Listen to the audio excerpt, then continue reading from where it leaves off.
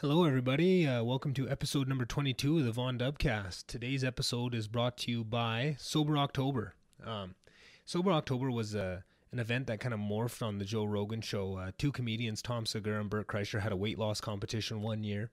And then it was super funny, and you can go back and watch the weigh-ins and everything for it. It was an amazing piece of content. And then the next year, because Bert's a bit of an alcoholic, they decided to try and go the whole month with a couple more comedians being sober and doing a little bit of a workout challenge as well. And then that escalated year after year into these crazy fitness challenges they've been doing, and they just are so funny each year.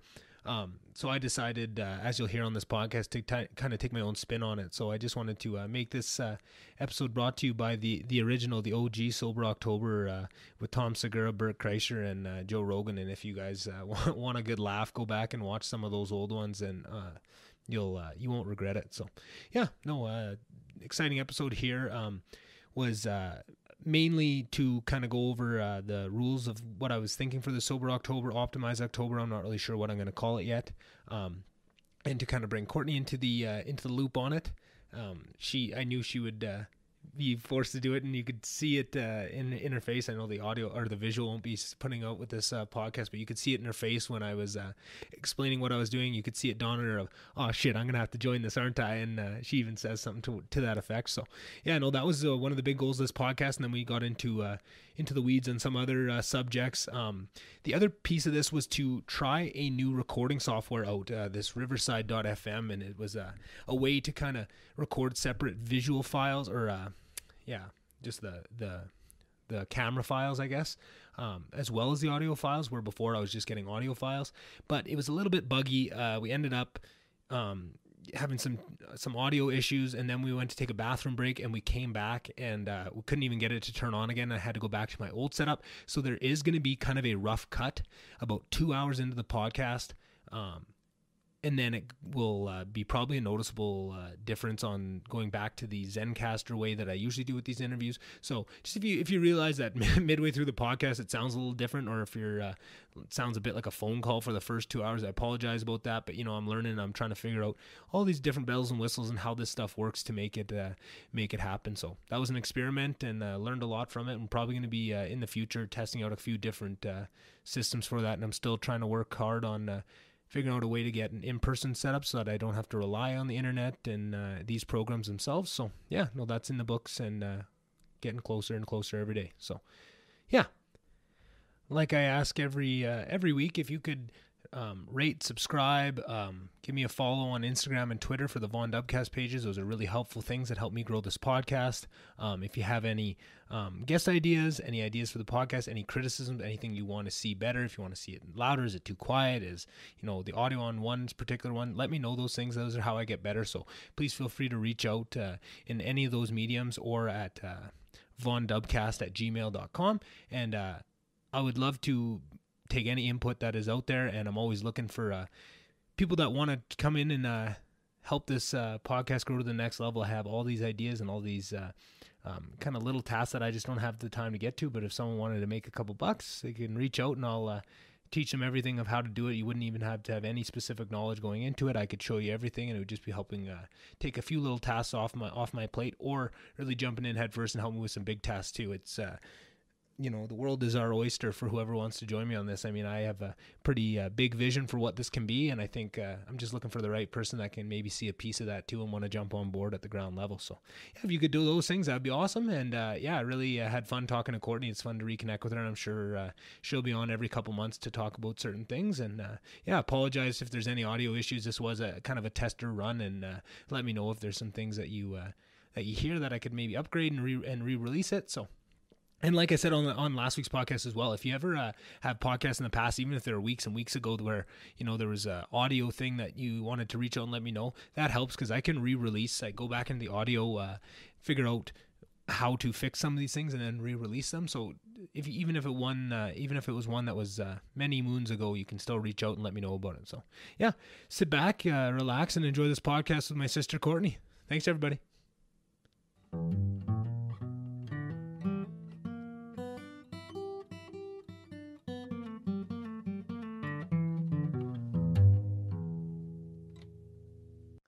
My guest today is my sister, Courtney.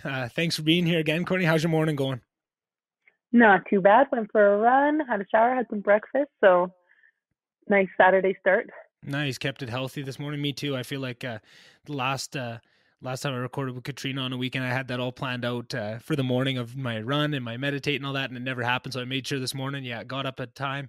Didn't run today because my knee has been bugging me a little bit. So I've been doing my yoga. I'm very centered and at peace. Did my yoga, did my meditation, had my shower, did my cold shower, and it's a great way to start the morning. I feel very energized. I'm very excited to have you here. I have so many things I want to bring up with you and so many ideas I've wanted to talk about. And just almost at the start of the podcast, I was really excited to get the interview part going, but I always kind of, in my head when I first wanted to do it, I always thought of like having either solo episodes or someone that I could bounce off of all the time, and like they'd come on as a recurring guest and almost just let me bounce things off of them. And I feel like so far of the guests I've had, you've been one of the best ones for that. So I've just been itching. I know I've been bugging for the last probably 2-3 weeks to get you back on, because I just had so many things that I can and also, like I said before we started, it's so nice because you're my sister. I'd feel so much less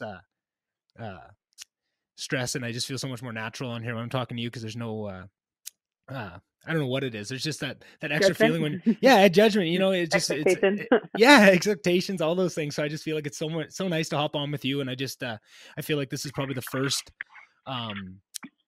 first episode that I've done in a long time where I didn't have the huge butterflies in my stomach, which I was kind of thinking about, because I know lots of time when I play hockey, I'd know if I ever didn't have butterflies, it was not good for a game, right? Like I always wanted to have a bit of that excitement, that fear, that was good for me. And, the same way. So I'm curious how the start of this podcast is going to come out, because I feel like when I'm really nervous, usually it's noticeable in the first 10 minutes of a podcast. I always hate the most, right? I don't listen to any of them anyway, but the first 10 minutes, I just feel like I'm so rough and fumbling through, but then you settle in and it gets a little better. So happy to have you here. So last time you were on, you had just gone back to work, I think.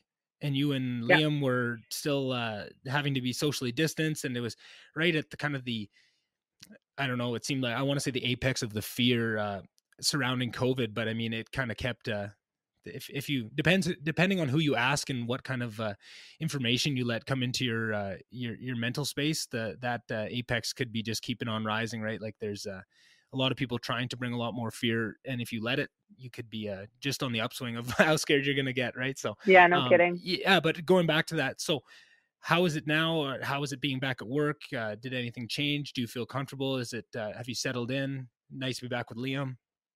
Yeah, no, I was thinking about that this morning when we were preparing, and I actually listened back to our episode for the first time just the other day. And I was thinking about the space that I was in when we last talked, and how different it is now, and just how much happier I am. And I was kind of reflecting on that, just especially after listening to your podcast with Catherine about just thinking about some relationships and stuff. Yeah. And I was thinking to myself, and I was like, I don't know what that says about me, that I'm so much happier when I'm not forcibly separated from my partner. But then I was like, okay, like we're definitely great on our own, but like it also just shows that we found the right people in the world for each other. About that. But not only that, I think that going back to work was huge. I 100% identify as an introvert, so I didn't think it would be as bad as it was. But just having that routine and being able to see people in person, and being able to like with the work that I do, we definitely can do it online, but you feel a little bit like you've got one hand tied behind your back, kind of literally. Because there's so much that we can do in person as well. And not that it's going to make the difference between whether somebody heals or not, but it can make them feel better in the moment, and that can be really hard to not be able to do that. So I just think that I'm super happy to not be apart from Liam anymore, and to be back at work, getting to see my colleagues, because they're all friends. So and being more comfortable, like we're still being very smart about it, but being able to like get together with your friends outside, go for a walk with a friend, and just have that kind of back. I feel like a whole different person. Yeah, you don't from then. 100%. And you don't realize how much that personal interaction seeps into all these different areas of your life. And I was thinking, since you listen to all my podcasts, for those that don't know, usually when I record a podcast, I send it to a couple people just to listen to before, make sure I didn't say anything too crazy, make sure there's no audio issues. And Courtney's one of those. So she's always up ahead of the episodes, even before they release. Pretty much 10 minutes after they're recorded, they're sent to her, and she's an angel and goes through them, even on tight timelines. If I record on Friday, it needs to come out Monday, she just does whatever she can to listen to them. So she's always up, but or she's always aware of exactly what I've been, yammering on about on these podcasts. So I'm sure you've heard that I've been kind of on a kick of this. I was listening to that AI podcast with Lex Friedman, one of my favorites, probably my absolute favorite, maybe just below Joe Rogan, who's always going to be the GOAT, but I think maybe slotted into number 2. He's taken out Eric Weinstein as number 2, is Lex Friedman on that AI podcast. And just, I find because so much of AI, and I feel like I'm so scared of AI and I'm so intrigued by it. And I just think it's, whichever way we kind of go, good or bad, I feel like that's going to be at the forefront of it.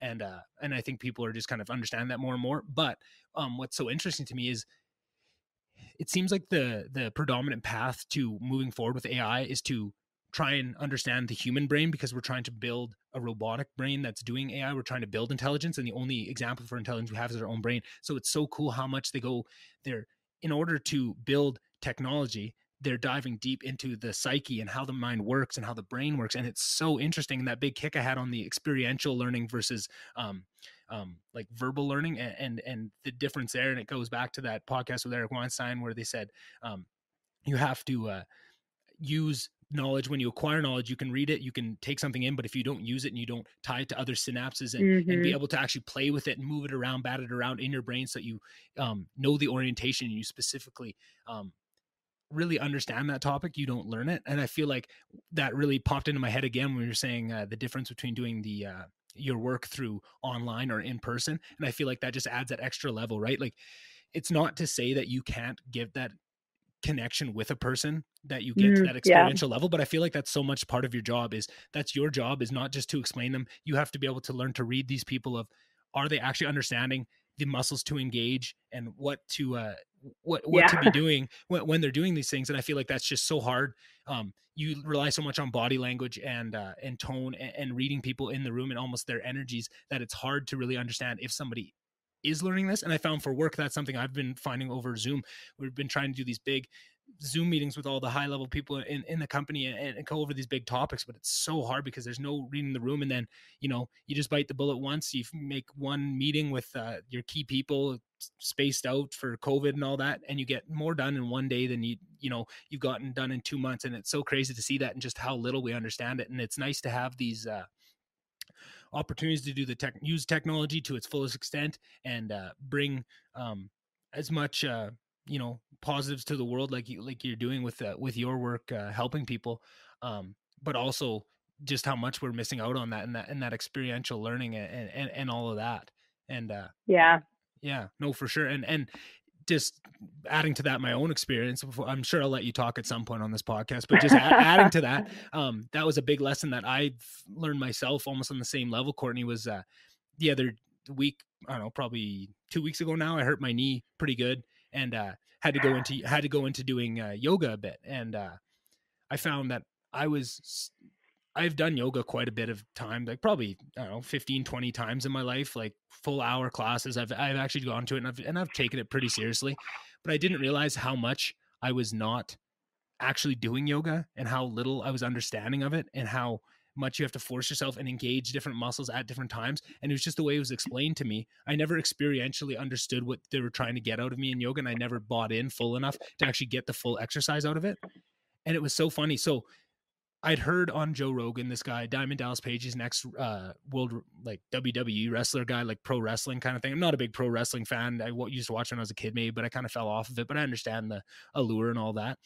But he was so messed up from all the years of, throwing his body around off the top ropes and stuff. He was just could barely get out of bed. So he figured out how to do his own kind of yoga in bed, using a chair once he got out of bed to, build his way up, and then built this, and then brought it to yoga. But he's a big, tough guy. So he's renamed all the poses to more manly poses and worked in a bunch of push-ups and planks and squats and all this stuff within the yoga. So you get the really good stretching. It's a lot more, but just, it was so funny to hear once he explained the same poses that I've done in yoga, right? All the same poses, but just the different ways, and how he explained it to me just resonated for whatever reason. So I experienced, you have to, I'm leaning back. I have to be stretching my core out and I have to be keeping everything tight as I'm moving to the next pose. And all. Like, I just never got it, even though I'd done probably 20 classes with good teachers that, have been doing it for a long time. It's just whatever it was didn't match up with me. And then now that I did his, I understand it way better. And even going in and doing kind of a more normal vinyasa flow or whatever you call it, now you understand it more and you can give more to it. And it was so funny just to hear that experiential, and just to go back to that, because that's probably exactly what you do every day is you're trying to teach these people. You probably have people that were like me, that you have them come in, you're showing them the same exercise, they're just not getting it, and then it just takes that one, maybe explain it just differently, or just give them a little bit of a different frame of reference, and now they've got it, and now they're really working that muscle and actually moving themselves forward. A lot of times they're just kind of going through the motions and not actually getting the stretch or the experience that you want them to get out of it. Yeah, absolutely. And it's funny because like when I'm thinking or listening to you talk about that, like we spend all day literally like not becoming a chameleon, but becoming a mirror of who we're working with. So there are people who like you literally are a different physio for each person who you see. Right. And you might be really close between two people because their brains work similarly, but it's never exactly the same. Like some people, they need hands-on help. Some people are really in tune with their body and they don't need a lot of help. And other people, like it can come down to genetics even. Like some people, when like people make jokes about being uncoordinated, some people really just are not very in tune with their body, and they've got other strengths. But there are some people who just like are really don't understand, and they need somebody to actually physically be like, this is what it should feel like. And like, you almost have to like put your hands on the muscle and be like, these are the ones that we're trying to fire, that kind of thing. But at the same time, I was thinking about when you're saying that you needed somebody to explain it to you differently. I recently read the book Untamed by Glennon Doyle, because it just keeps coming up in my circles about it being this life-changing book. What's it called, sorry? Untamed by Glennon Doyle. Okay.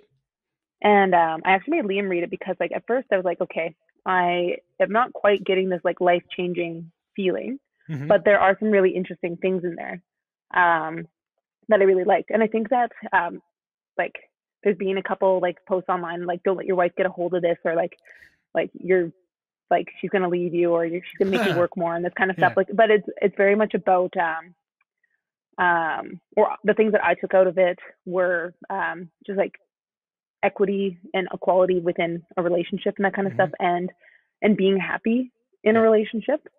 So I think that if you are struggling with some things, like that's where the life-changing thing is. And then reflecting on that, I'm like, I'm lucky that I am very happy, so that's why it wasn't as earth-shifting for me. But she was talking about raising her daughter, and there were so many things that I took away from that, and I know that we talked about that before, but just things that resonated or echoed thoughts of my own. Just I remember growing up, and me and one of my best friends were always called bossy, like don't be so bossy, like that kind of stuff. And I really took that to heart, and just looking at it now as an adult, I don't know if I would have been less shy or if I would have been more assertive if I hadn't constantly been told when I was really small to stop putting myself out there or to try to be the boss.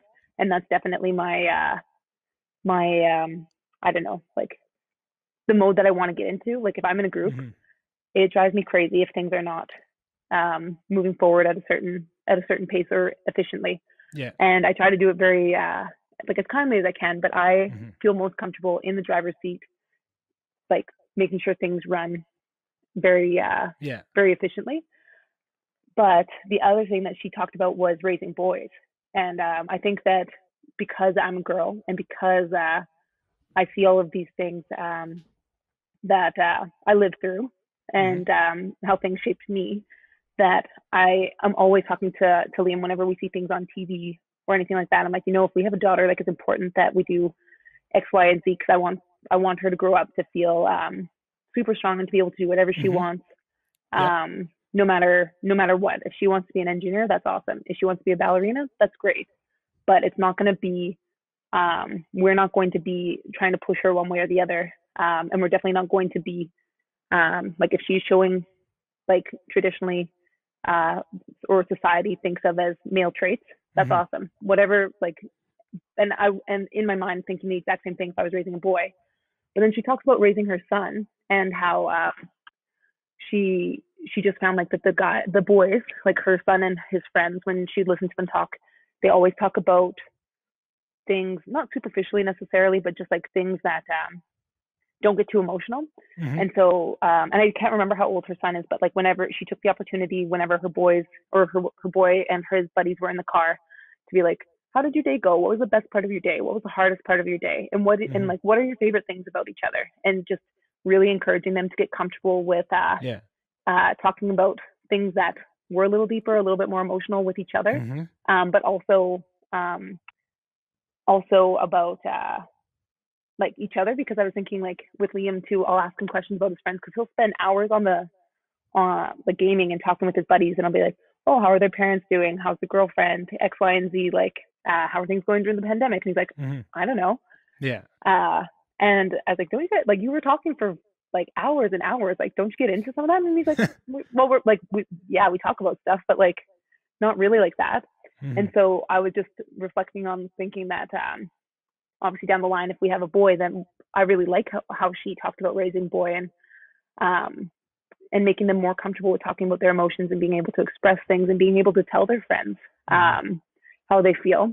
And then, so when you're talking about yoga, to bring that back all the way to where I started, when you're talking about yoga, like that just seems like a way to make yoga accessible to people who aren't, like, I think that one of the biggest things, and again, I'm not a boy, and I don't think that this probably is not a blanket for all men, but I think that one of the biggest barriers for men, and me too, like I find this to myself as well, if I want to work out, I want to sweat and I want to work hard, I want to get my heart rate up, I want to feel like I did something difficult.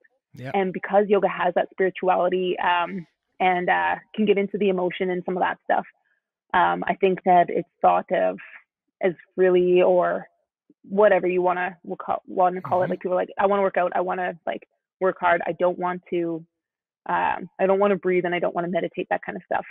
Not taking away from what meditating can do. I'm just talking about the barriers. But I'm curious, like, I know that you're opening up to a lot of that stuff now, but do you find that might just have been 100% like the window that it took to get into it? You're more right than you even know. And there's more levels to it. You're so right? I remember, I think the first time I ever did yoga, I think we had to do it in school in gym class. And that was our gym classes were very, I found our gym classes were, because once you got to high school in Slave Lake, we had a hockey class, right? So you could take hockey as a elective. So Monday, Wednesday, Friday, you would go and you'd play on ice. You'd do practice Monday and Wednesday. You'd play scrimmage Friday. Best class of all time. The teachers were awesome. I think that was the only thing that got me through high school without freaking losing my mind. But anyways, and then Tuesdays and Thursdays, you'd go to the gym, and they had a weight room at the school, and you would have to sorry, at the start of the year, you would have to do one test on muscles, one test on bones. It got harder. Grade 10, 11, 12, you have to learn by grade 12, you have to pretty much know all the main bones and all the main muscle groups in your body. And then you're also supposed to build yourself a weight program. A weight program. Yeah. So you're putting like Tuesdays I'm going to do like chest and back, and Thursdays I'm going to do this and this, right? And it has to hit all the muscle groups throughout the thing, and you have to really show it. And it was an awesome class. But because of that, it puts all the people that were on the, like, that wanted to put in the hockey all went into second semester, because it was or first semester was hockey, because that's when the ice was in, right? So you would do it first semester, and then second semester it'd be all the same kids that could then take gym would take it second semester. So it was always very, like, it seemed like our gym classes and our sport, it was called sports performance, it was very male dominated. It was very much so when we'd go do our yoga curriculum, right, nobody wants to really buy in. It's that hardo mentality you see in lots of professional sports. Nobody wants to look like they're trying harder than anybody else, right? You want to be the cool guy that's just giving the perfect amount of effort, which always bugs the shit out of me, because I did it too, but I hate it now. But anyway, you're so right with that, Courtney, of it's I didn't even want to, I couldn't listen to the athletic side. Even I couldn't separate the two enough to hear what was saying on them, because after I heard it from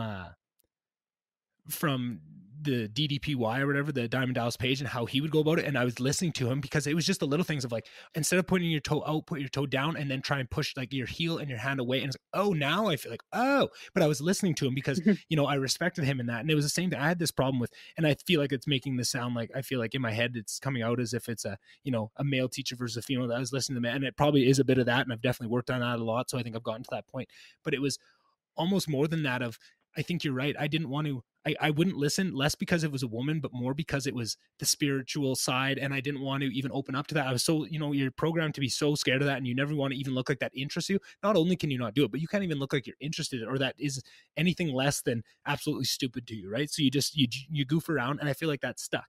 And then it's taken me this long because now like listening to, traditional yogas, right? Just a regular vinyasa flow. They're saying similar things, right? And I do feel like that Diamond Dallas Page, I feel like he is, because he's a very athletic guy. And I think he's very good at showing you how to get the movements. And he's really good at reminding you and keeping those good audio cues to do and keep, you know, your body strong in those poses and make sure that you're pulling. And also he's doing a lot of things where like you'll get into like a regular like warrior pose or whatever. So your legs are burning, you're holding it there, where in yoga, you usually hold it and try and stretch, where then he'll do like just no weights, but just like, slow like curls and stuff. Just, what do you call it when you're just pulling against your own weight, like just creating your own resistance or whatever, and do like a bunch of flows like that. So you're actually like working your muscle groups, and they do it with heart rate monitors on. So you can see that you're actually getting like your heart rate go up, kind of like you do at Orange Theory. Very similar. It's the same setup as Orange Theory, same screen, everything pretty much. But I just thought it's such a cool idea because that was the other piece of it. It was one piece I didn't want to connect. I wouldn't connect with it. And I didn't feel like I was getting a good workout, and I'm such an efficiency guy. I can't stand it. I always thought, I'm not going to waste an hour of yoga because I don't get a good enough burn. I like to stretch. I wish I could condense the hour-long yoga into like a half-hour stretch and then do like a half-hour run so that I get that good sweat on. But this combines the two, because not only are you doing these really, now you're sweating more because you're really buying into the poses and the stretching. So that is also bringing your heart rate up, and you're trying all these things and you're really working. But then all those force resistance pushes and like the punches and all this shit that he's doing to make it more, but it's also getting you bought in on that side. And then you're actually pouring sweat. I do it in a sweatsuit, you know, sweatpants, hoodie with the thing tied up. So I'm just leaking at the end of this, doing like, you know, 10-second down push-ups, hold for 10 seconds, 10 seconds up. Like he has advanced to beginner to advanced, right? And and that's the thing that's so beautiful about it, Courtney, is it starts off, he's got a whole series of ones in bed. He's got a whole series of ones on a chair. He's got a whole series of, just because he started it. It's designed for people that are 400 pounds or have a really bad back to get it. I think you'd really enjoy it. I think you should watch the podcast of the first one when he goes on Joe Rogan, because he's got all these amazing stories, and he's a very motivational guy. And he's brought these guys in that were, you know, having a tough go of their life, and just, you know, not in a good spot, and walking them through, and not just like, here's my program, do it. No, he got involved and was, you know, emailing back and forth with these guys. And he says he'll do that. If you want to buy in and you have a story and you send him the pictures and stay accountable, he'll do it with you. Like, he'll walk it through. I just think he's a very, very interesting, cool guy. He'd be a cool guy getting on the podcast one day. But I just found, and now just to notice. So I've been doing it for maybe a week and a half, 2 weeks now. And I started trying to work running in. Now I'm doing one day running, one day that DDP yoga or whatever. But I found like my flexibility and stuff is vastly different, right? And then also kind of in congruency with all this yoga that I've been, right? I finally finished this breath book by James Nestor here. That is just amazing. I brought all my books in here because I knew we'd be talking books. Oh no, I dropped everything. This book here, amazing.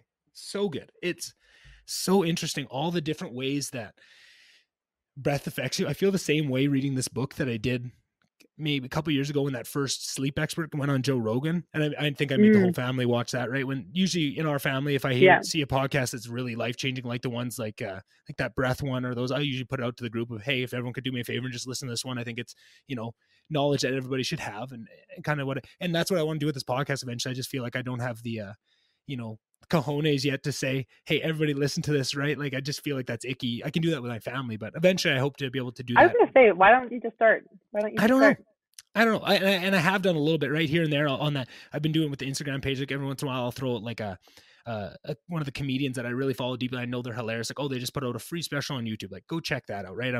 That's no barrier to you. You don't have to pay for anything, but I want to start doing that. Like, once a week, like, these are the good podcasts listen this week. These are really good. And I have a whole spreadsheet done up, Courtney, of every podcast I listen to, like all the ones, and then ranked by like how much I've listened to them, like Joe Rogan's at the top, because I've listened to almost every one he has, right? Lex Friedman, right up there, I've never missed an episode, right? Eric Weinstein, never missed an episode. All those ones are near the top. But then the ones that I've, listened to a couple hundred hours of, and I know them quite well, and I trust what they have to say, and I know what they're about, and then putting those ones in next, and then the ones I've listened to a bit and I like them, or I've heard them on other stuff, but I haven't really dove into those ones. And then I've categorized all of them of, okay, this one, if you want to listen to a podcast for travel, this is the list. And this is of these podcasts over here, this is my ranking of the ones that talk about travel a decent amount that I would be willing to put it in that category, and then rank them on that category. So like there's comedy.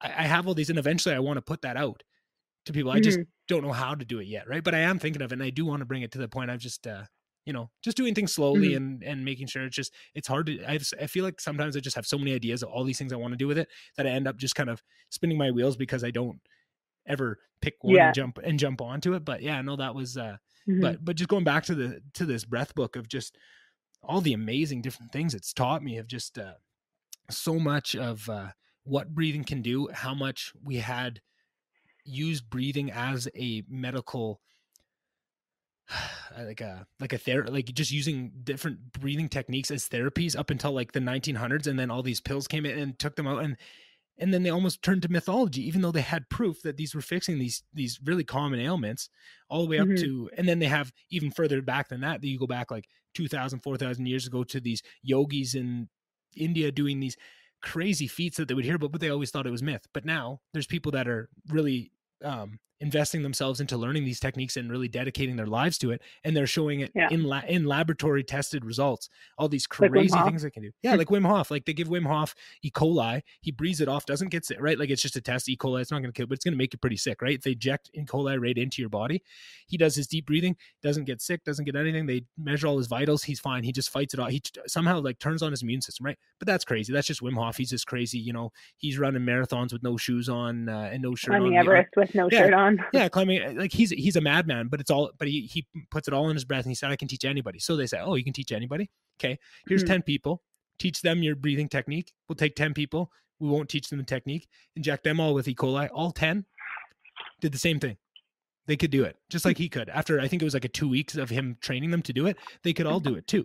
And then they bring in these guys that can bring their heart rate up to like 300 beats a minute, and then down to like 1 every 30 seconds, and like change the temperature of like individual fingers on their hand just with their breathing. Like, it's so funny to hear how much control and what all these things, are ability that we can do with breathing, and we don't even understand it, and we don't realize, and how much anxiety comes from there's a transfer, right? We have certain receptors that let us know when we have too much CO2 in our system in relationship to oxygen.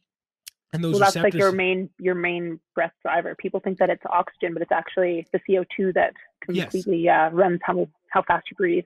100%. It's all based on CO2, and it's all these receptors that measure how much CO2 you have. That's why when you hold your breath, you get that panic and that fear you feel, that desperation that is very base inside of you.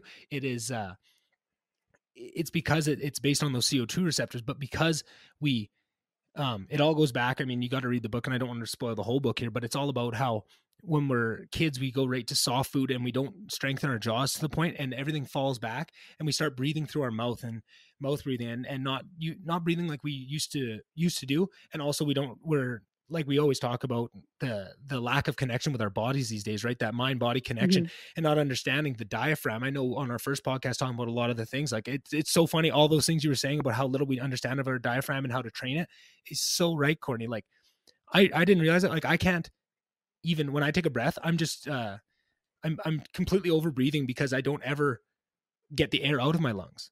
I don't know how to use my diaphragm. I've been learning over the last, 2 weeks. I've been really practicing and doing my breathing exercise. But like when you take a deep breath, like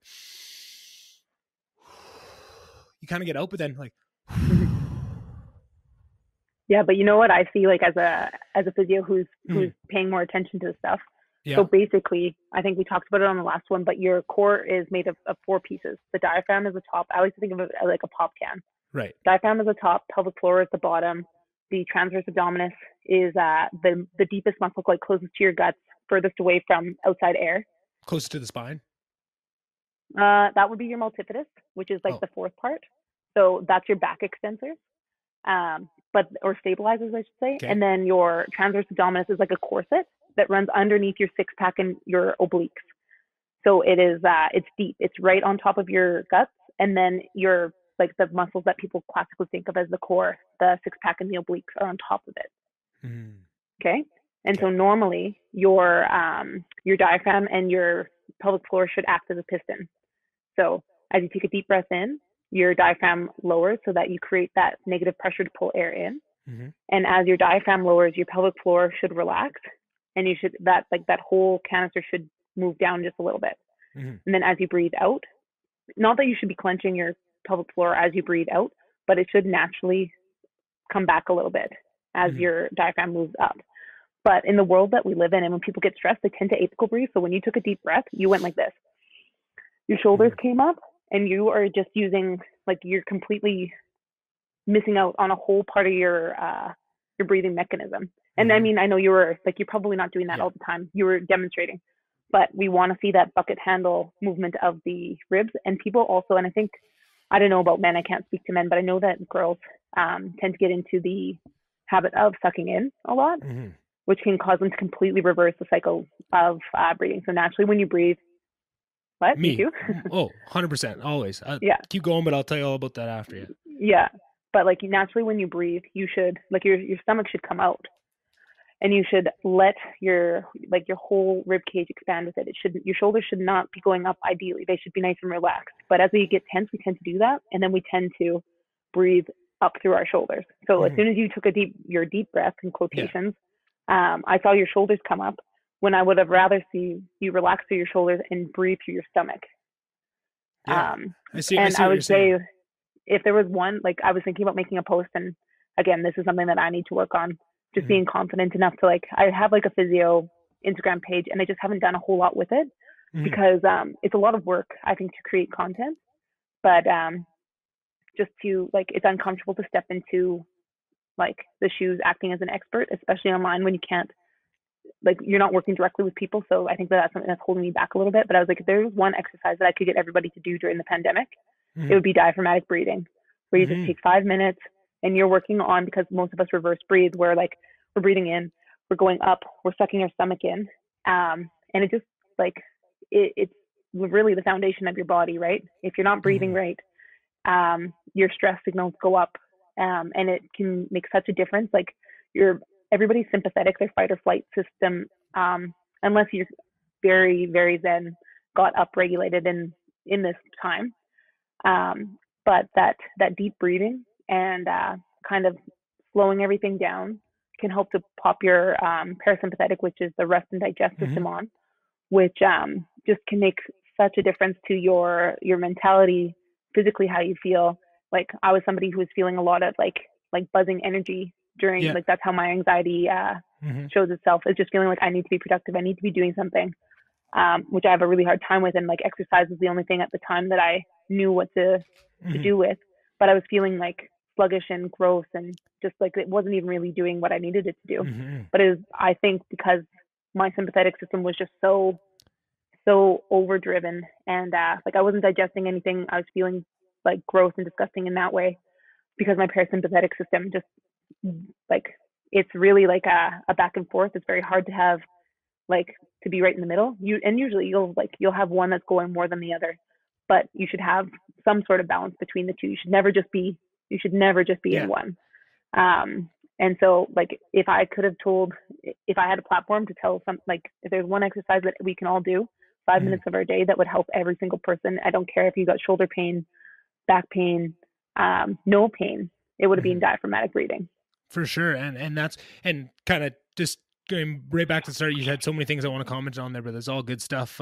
And I'm surprised how much of this book you already know, because I was I learned so much, but you're already saying so many of the things I was going to tell you, but you seem to already know a lot of this. So I'm curious. We do learn in that, because we take a class on cardiovascular physiotherapy.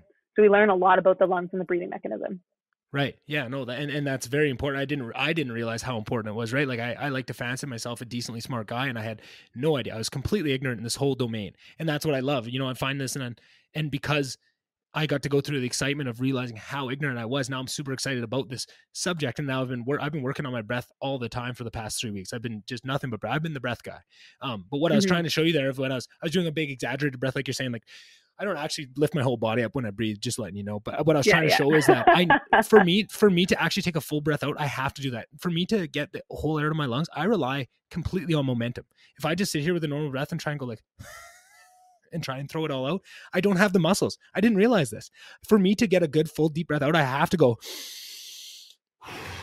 and rely on the momentum of the in breath to force out the out breath, because I've none of the muscles, because I'm a mouth breather for years and years. I always thought that my nose is always plugged. Doesn't matter if I'm sick or not sick. My nose is plugged up all the time. I have to breathe through my mouth. I can never breathe through. I hadn't breath through my nose since like high school.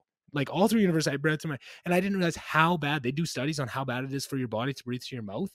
And because you're not getting all the air out and you're over oxygenating, right? Like we said, the CO2 is what controls everything. I didn't realize that. I always thought it was just oxygen, make sure you're getting enough oxygen. Almost doesn't even matter. Your oxygen levels are so much more stable than you would think, especially like that's like when you breathe out all the air, you'll get that panic of, oh my God, like I'm going to die, right? That fear, that those CO2 sensors saying you have too much CO2 in your body, but because you're overbreathing all the time, your sensors are so out of whack. Your oxygen is still at like 98%, and you're getting these fire alarms of, oh my God, so much CO2, because you never push yourself to that point of actually resetting those things, because just day-to-day life, it's not like we're fighting for our lives anymore, right? It's just, your systems aren't tested or pushed to the limits.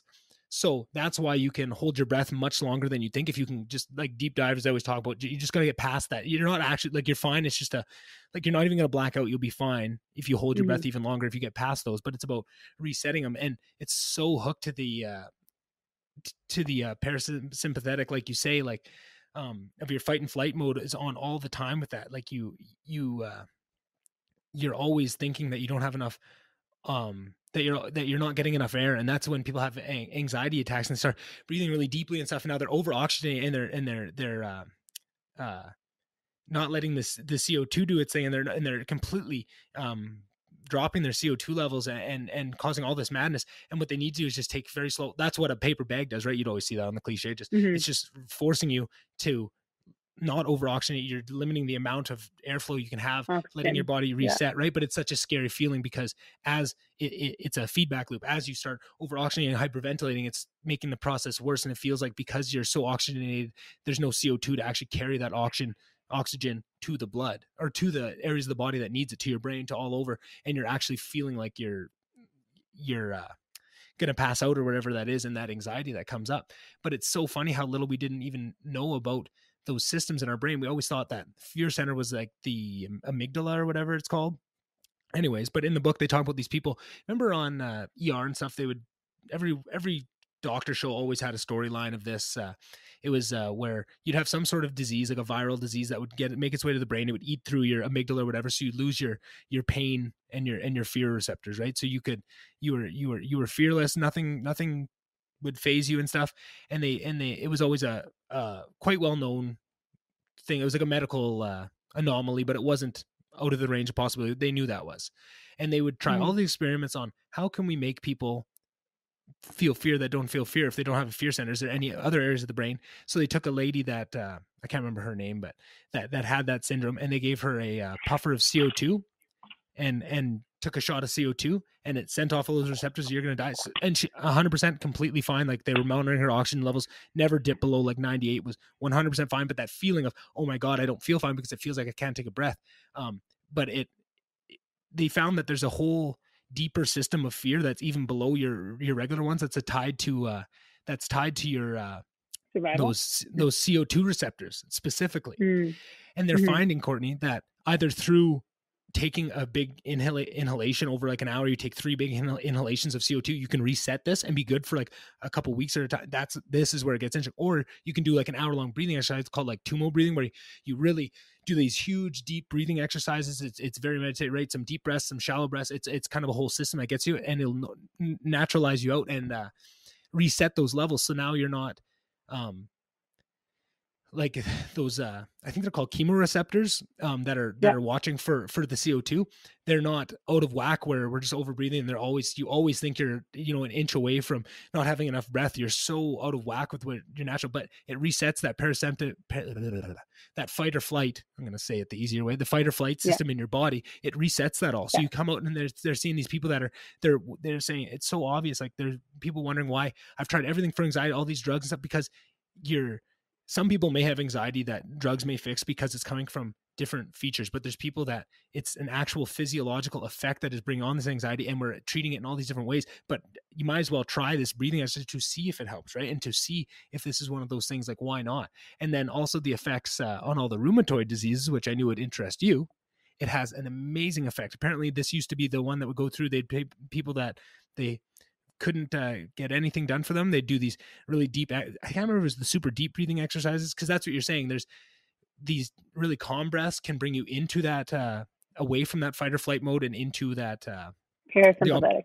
The parasympathetic mode. And that is very healthy for you. And you should do that. And I agree with you that diaphragmatic breathing and learning that. And after this, I'm 100%, or maybe we'll do it live here if we do a video component, you can show me actually a little lesson on how to do diaphragmatic breathing. Cause that's something I've been just kind of figuring it out on my own, and what these breathing techniques, so I better finish that point, but that is good. and it helps a lot, and helps center you and all these things. But they're saying that if you're willing to do it, if you can do one of these breathing exercises, that's going to reset you on the other side, and it really spikes that's so that really heavy breathing, or that CO2, it spikes that fight or flight. That's that's the sympathetic one. Yeah. So the fight or flight is sympathetic, which sounds like it should be opposite. Sympathetic seems like it's nice. I know. I always get but that's confused. Your fight or flight, and parasympathetic is the rest and digest. Yeah.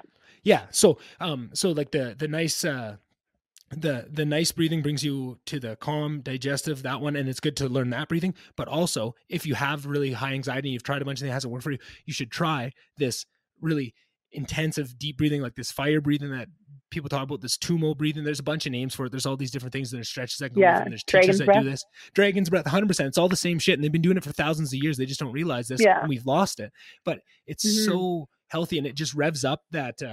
It's like people are stuck in that fight or flight mode a little bit all the time, especially during a goddamn pandemic where everyone's yelling things at you and you're scared all the time. You're just always in a constant mode of that, and you can't fall out of it. And that's one way where you can just force yourself. It just pushes that system to the max, and then you recover and you're okay. And just, I've blown that all out. It's like somebody going and running wind sprints. So I think it's very similar to it. And I think that out of breath, exhausted. And I feel like as kids, I always looked at this as playing hockey, because hockey is one of those sports where you go out there and you do a minute. If you're out there longer than a minute, you are dead, because you're going, it's such a 100% all out. It's very similar to rowing, I guess would be another one where you're just going all out, and it's the same thing, but you can just do that with your breath, right? Oh, I know. I hate rowing. Rowing's the worst. Yeah, me too. But it's just so interesting to hear all these different things and all these maladies that are easily solvable by just basic breath work, and just how lost of an art it is, right? And that's the name of the book. It's Breath, the New Science of a Lost Art by James Nestor. And I'll maybe put a link to it after, but it's just changed so much of my life, and I'm just always doing it. And then, and this is something else that's cool. And I've talked a lot on the podcast about what meditation's done for me, but now mixing in meditation and the breath work. Next level, right? And that's what I'm saying. And what's so cool is somebody, if they weren't into meditation, you can sit there and just practice your breath work for 10 minutes a day, and you don't even have to worry about trying to clear your mind, because meditation is hard. And that's what people get out of it, because you have to keep trying it, and you're never going to be very good. And you might be doing it for months, and then you're going to do one where you just can't get it that day, and it's not going to work. And people are so focused on, I can't do that. It's not for me. But it's a skill, and it takes a long time to get. But I feel like another entryway into that is just have someone where you don't need to try and meditate. You can think about whatever you want, but as long as you're trying to, and that will force you to meditate in a sense. If you're really trying to concentrate on how you're breathing, that's pretty much what meditation is just trying to clear your mind of everything else and just concentrate on the breath, or concentrate on a saying, or concentrate on just nothingness. Whatever it is, it's just about stopping thought from coming into your brain unwarranted, right? And I just think that's such a cool idea in my head, of all these people that maybe would never have tried meditation, but they'll work on their breathing if there's some real health effect, right? Like I think of Dad.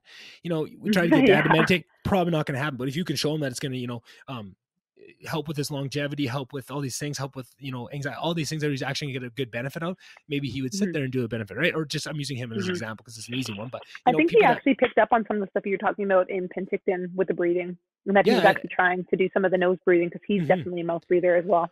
Yeah, and that was the first thing that got to me. I just didn't like the first thing you read in the book. They kind of started off by talking about the difference between nose breathing before they get into the really advanced techniques. The basics of it is that like they go through the history of, you know, that's why everybody has messed up teeth as well, is because your jaws sink backwards. You breathe through your mouth, so your whole airway shrinkens shrinkens shrinkens up. The whole airway shrinks so that you where's it going with that? Oh yeah, the mouth breathe, right? So you're forced to just drop your jaw and breathe through your mouth, right? That almost slack jawed look that is typical in your head of an idiot. It's for a reason, right? That's that look of I don't know. Just it's got that pulled back jaw. It's very narrow faced. Anywho's, I don't even know where I'm going with that. But they start the book off by talking about that and just the terrible effects it has on your body to breathe through your mouth all the time.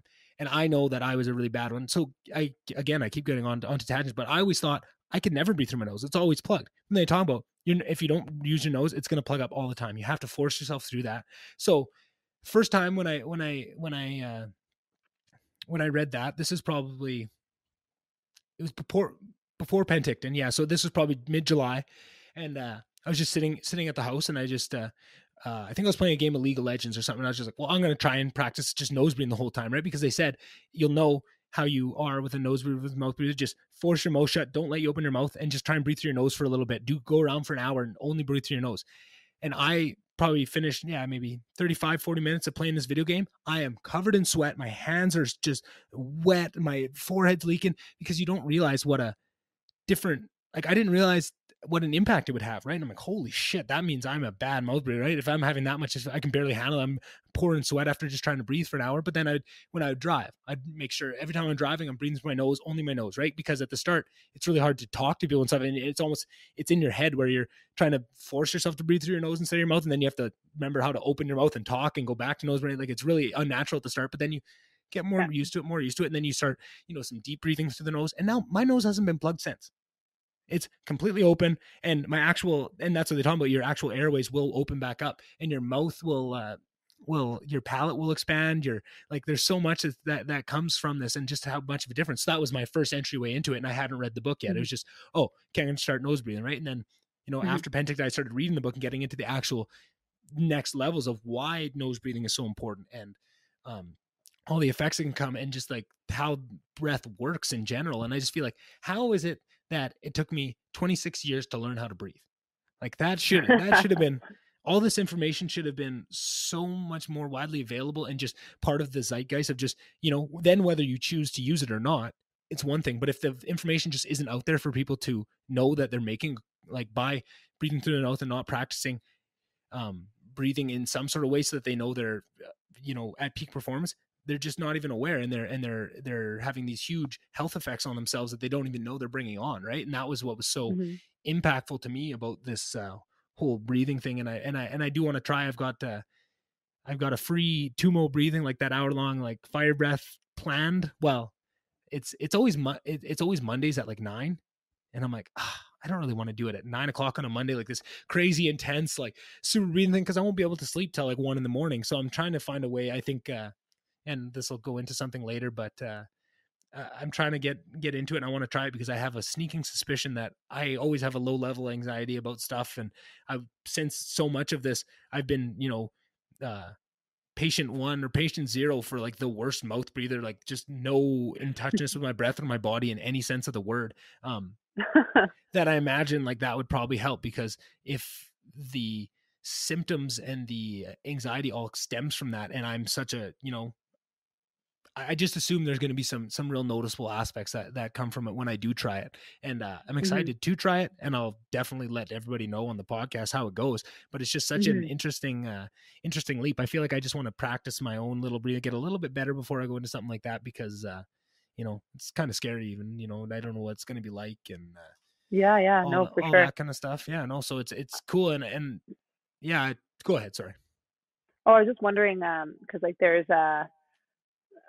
not a theory, but like a technique that sometimes is used in physio where like a muscle that is really tight or really wound up, like you try to tire it out. And so like you're literally trying to trying to wear out the acetylcholine in the area to make it relax. Mm-hmm. So, like say it was your bicep, you would be trying to tire the bicep out Mm-hmm. so that it would relax enough to be able to lengthen. And sometimes that's done physically. Sometimes that's done with Electro. With electrodes where like they're literally just stimulating it to fire. Like Mm-hmm. keep firing until there's nothing. Like you've just like literally run out of the chemical. Kind of like my neck messenger. with the needling almost. Like it felt like it was just firing and tensing up for so much and just losing its mind and then it released. But maybe different. So needling does that through a different physiological mechanism. But Okay. I'm curious if the breathing is like a tiring out or just like a full on reset. Yeah. And I think that is a big piece of it too, because that's what they're talking about. And in doing those big exercises, you're training your body on how to use, like how to take really deep breaths, right? And they keep talking about all these different ways of working on your breath. It's about actively working on it so that it becomes more part of your natural breath, right? Like your natural breath is hard to control, but the more, if you put 10 minutes a day into forcibly breathing how you'd like to breathe all the time, you will eventually start to bring it in more noticeably. And then that's the same thing at night. And then you see all the sleep apnea effects going on around the world, right? And just how much sleep in general is impactful in your life, and will actually make noticeable changes to your longevity and your enjoyment of your days with how good you sleep. And breathing through my mouth. And like I said, my nose was plugged for 3 years. I never breathed through my nose anytime I slept. I probably wasn't sleeping very good. So then the last couple of nights I bought those strips of they're called like sleep mouth tape or whatever. And you peel them off. It's got a little, mouth shaped thing with a little slit in the middle, and you tape your mouth shut and you sleep and and you breathe through your nose. It's not like hard tape. Like if you went like this, it'd pop open. It's just about kind of like holding giving you a little bit of it's just sort of like a reminder. Like as you go, your jaw like kind of slowly goes to like fall open and snore or just breathe through your mouth. Your lips catch it, and it's just like, oh yeah, it's natural. And your jaw comes out. I thought I'm kind of a I didn't think I'd be very too. Yeah, exactly. So. Me too. So I thought, oh, this is not. But that's why I bought, because people just say, oh, just take hockey tape or whatever, put a strip over your mouth. And I'm like, that sounds terrible. I'm getting like, if I'm gonna try this, at least at the start to get used to it, I'm gonna get the going out, and they're $10 on Amazon for a pack of like 40 of these mouth strips. It's like, whatever, I'm going to try it. If it's something that can in fact have that much effect on my life, why not try it? So I think I've remembered to put them on like 3 nights now, and huge effect. Like I wake up feeling better in the morning. I wake up, feel like you slept better. You feel more energized. And then I feel like just my nose breathing during the day feels so much easier now, because I feel like I'm getting so much practice during the night. Whereas it was only when I would be able to think about it, when I remember to, I'd breathe through my nose, and I'm a lot better at it now. I think naturally I'd say I'm more a nose breather than a mouth breather now. But that took me, interesting. That was mid-July that I made that change. Yeah. And now it's, September. So probably, month, 2 months, and you can make a real change, which is always so cool and such an upgrade that I like to see. And on that path, have I told you what my idea for October yet, for Sober October? I feel like I've told a couple of people, but okay. So this is something that I wanted to talk about on the podcast and bring up, because it is an idea for the podcast. So, did you ever hear about Sober October with Joe Rogan and Tom Segura and Bert Kreischer and all those comedians? Yes. So that was right when I came into finding podcasts. I'd found that one podcast called Nerdist, which, I just kind of found random. I don't know why. I was looking for something nerdy, and I'd heard about podcasts. Like, I'll try it out. So I'd listen to a couple of those, and then I'd watch that documentary with Leah Remini on Scientology, and was just such down a rabbit hole. I was so interested in all the Scientology and all that. I just couldn't get enough of it. And I saw, Leah Remini's on the Joe Rogan podcast. But to me, Joe Rogan at that time was this fucking idiot. He does Fear Factor, and he was just, I hated him because everyone I talked to in high school was just like, when I was a big, I used to hate weed for whatever reason. I was always a big anti. Everyone, well, Joe Rogan smokes weed. And I'm like, who the fuck? He's a cage fighting commentator, and he, is the host of Fear Factor. Like, who cares? Like, that's such a stupid. Anyway, but I hate him. But I was like, oh, whatever. I'll give him a chance to see. Like, I've grown up a lot. He's probably, he seems to be pretty decently successful at this time. That was probably 2016. He was, I didn't realize how big he was already at that point. But hopped in and listened to that, and I was like, holy man, this is cool. So then I, listened to a couple more, and then one of the first couple that I listened to is that weight loss. It's so Sober October started with a weight loss challenge between 2 comedians, Tom Segura and Bert Kreischer. If you go back to 2016 and watch it, it's absolutely hilarious. They both come on the podcast once. they're both all three of them are idiot comedians. So they have a challenge of which one can lose more weight. And then they go in, they get a month, and they come in and do a 2-day weigh off. Anyways, it's a hilarious project, which then turns into the next year, they want to do something similar, but they bring in another comedian named Ari Shafir, and Joe joins in. And they do Sober October because Bert Kreischer is a comedian, but he's also an alcoholic, and he drinks a ridiculous amount, and they're worried about him in all honesty. And they wanted to try and help him out and see if they could, they would all do it. They would all join in and all, be sober for October. And then somehow Joe tacked on 15 hot yoga classes to it as well, because I guess that was just his domain and he kind of runs the show. Anyways, that was the first Sober October. And they did that. It was hugely hilarious. You follow all of them on their individual podcasts throughout the month of how much they're struggling with it and all this stuff. And it was kind of funny. And they all come back on at the end and they all party and smoke and drink and get wild on the podcast for like a big 4 or 5 hour at the end with pizza and all that. Anyways, and then the next year they did it again, but it turned into, they added a workout activity challenge tracker.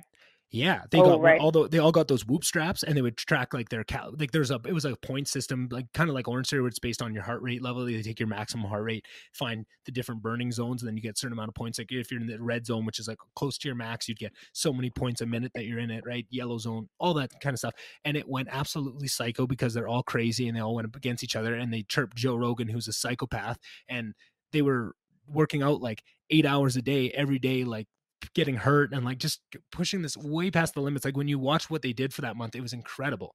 But then the next year they had to slow it down a bit. But anyways, where I'm getting with all that is just kind of giving a history of the Sober October. If I kind of wanted to participate, but I thought, but in a different way, I want to join in, but put my own spin on it. And I want to explain it to you today, and then open it up for more recommendations from anybody listening on more things I can add to it for my own goal. And then once I have a big list of all the things I want to do for my Sober October, then that gives everybody listening, if you want to pick one of those, to do that too, and just do one thing or pick a couple of them, make that for your October, right? It could just be the sober part if that's what you want to do. But the sober part wasn't that big of a deal to me. I feel like I wouldn't be, like I could do a sober if I only did that.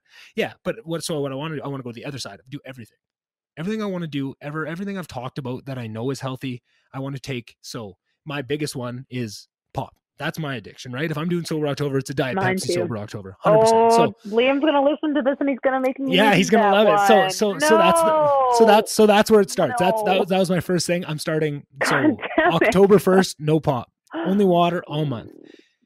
Okay. So then what also about meal. I don't know. It's that's what I'm saying. I'm just telling you what I'm doing. I'm not doing meal. I'm doing only water, but that's what I'm saying. If you want to do meal, or you don't even have to do pop. I feel like you got to get more into this and then pick and choose what you want to do. Pop doesn't have to be it. That was just my biggest thing. I know for myself, that is my biggest vice. So that is going to be one. And I've already worked on it, right? Like, and I've done the work to build myself out. It's not like I'm just going cold turkey. I've got it to the point now where I know I drink water at work. I have a big 1.5 liter jug, and I drink as many of those as I can before, till about 3 o'clock when I eat for the first time. And then I start drinking pop, and then I try and mix a water in every once in a while, but it's mostly pop for the rest of the day. I know that's terrible. And I do all these other healthy things. And then I have one huge area of my life that's just so unhealthy and so stupid. I know it and I hate it, but whatever. But that's what I'm going for this. And then the second piece is I'm going to do only whole foods. I'm not going to eat anything. You know what I mean? Like, I'm just going to try. Yeah. I'm just going to eat basically, I'm just going to eat really healthy, right? And just not eat anything processed, or try to as much as I can. Does Freshie count as in that? I'm going to go talk to, because I go to Freshie every day, and that's where I eat lunch every single day. And I know them quite well, everyone that works there and the owner and everything. I'm going to go to them and just say, in this, what do you think is processed? What do you think is the most healthy? And I'm just going to go to them and maybe tweak some of the meals I usually get and go in there. And that's going to be my base of, like, I already do the time restricted eating. So I usually don't eat till 2 or 3 in the afternoon anyways. So, and then that'll be my first meal, will be a Freshie. And it might be because I'm substituting, so I might have to get some extra stuff, but whatever I can figure out from Freshie to get a healthy bowl or whatever it is a day, that'll be my one main meal. And then, but then on top of that, so I'm going to do every day, and also going to be scheduled. So every day getting up at 6 in the morning, every day of October, 6 in the morning. Even on a weekend? No, weekends, it'll probably be like 8 or 9, but it'll be, but it'll be structured to get up and to work out. But I'm going to try and structure this and add things in. But then, on top of that, I want to do structured reading every day.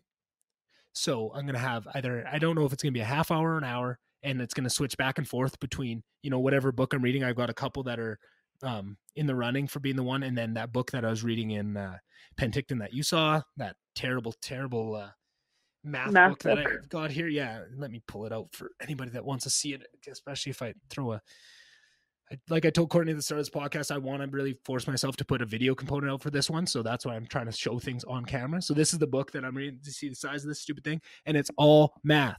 It's terrible. It's like a math textbook, but yeah, that's my nightmare. It's very, it's very important. And I'm about 400 pages into it. And it's just mind. I mean, you only pick up like maybe 10% of what you're reading, but I feel like it's important to learn. It's the basics of the universe and how it all works. And it gets into physics and string theory and all those kind of things. And I feel like that's very important. So I feel like one day it'll be forcing myself to read a chapter of that a day, every second day, and then read a chapter of a book I like on the next day, right? And I'll go between the two. I want to do some sort of cardio every day and some sort of stretching every day. Whether that is yoga might take the place of some of that. And also there might be one where I just do one workout on a weekend. Like I'm going to have to tailor this to the thing. I just want to bring it up of all the ideas I have for it, get them all out there, structure it down. By the time I want to start talking about it now, so that by the time I get to October, I have a really good idea of what it is. And then I also want to talk about it before because I want more ideas of these little things, right? And that's also like waking up in the morning. So I also bought this stuff. It's called Athletic Greens. It's got like all your vitamins and minerals that you need for the day, right? Liam does that, yeah. Yeah, and I don't think I'm going to like it, but I'm going to force myself to take that every day as well during that thing so that I'm getting all my nutrients and stuff, which is probably going to suck because I'm a big baby about taste, but whatever. I'm going to give you just one piece of advice because like we bought that, Liam and I, and it was my idea. Yeah. Because like when he lived in Australia, he started his day with this like very nutrient dense smoothie. But it had a whole bunch of like stuff that just seemed more available in Australia, just like a couple different types of berries and stuff that we don't have here. Kangaroo fur. So that was gonna what? Kangaroo fur. Yeah. But so we bought this and like I do the time restricted eating as well. And so that was the first thing I had. And I don't know if I like was already like it could have been a day that I just wasn't feeling well already, but I just got immediately nauseous. And now even like when he has it in the morning and I can smell it on his breath, it makes me nauseous.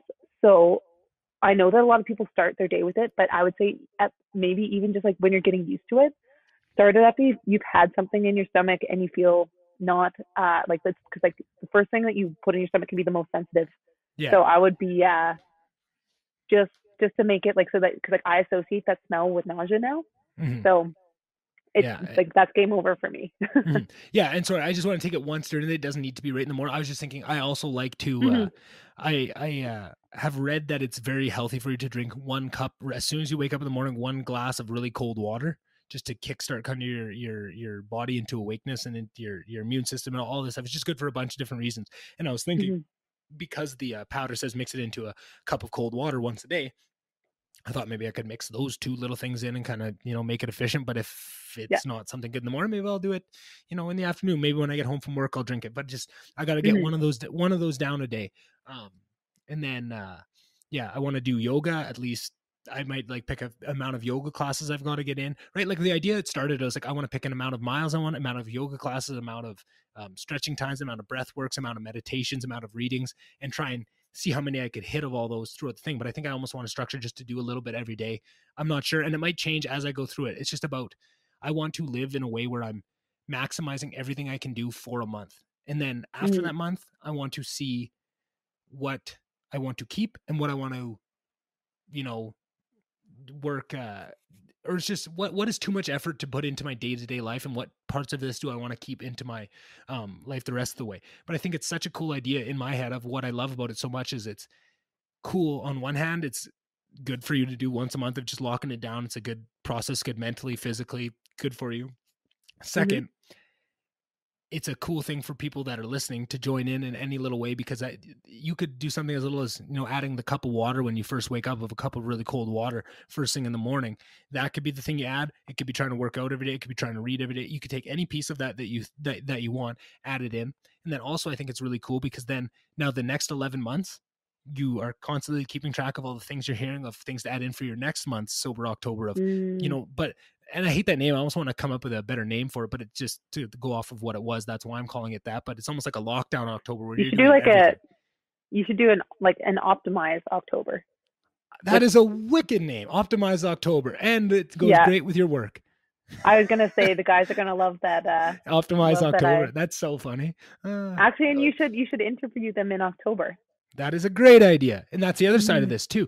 So that's what I was saying. So then your next 11 months, once you do it, is trying to keep note of all these other little pieces and things that people, oh, I heard you did that thing where you're optimized October. What about adding this? Like I always do this, and this is in my routine. I really like this, right? Like the cold shower and all that stuff. And then you go into the next October with it. You've condensed it down. You learned your lessons from last year and it sucked. I didn't like doing this. I'm cutting that out. I'm going to do this. And then every year you get better and better. And I just feel like it's a forced improvement, to add in hurt to your life and add in a little bit of struggle, which I think is good. And a lot of this was inspired by Lex Friedman, that guy I kind of, sucked his dick for about 20 minutes earlier, but he did some crazy amount of, he wanted to see if he could get like 1 million push-ups and 6,000 miles in a month or something. And he just blew his body to shit, just going crazy.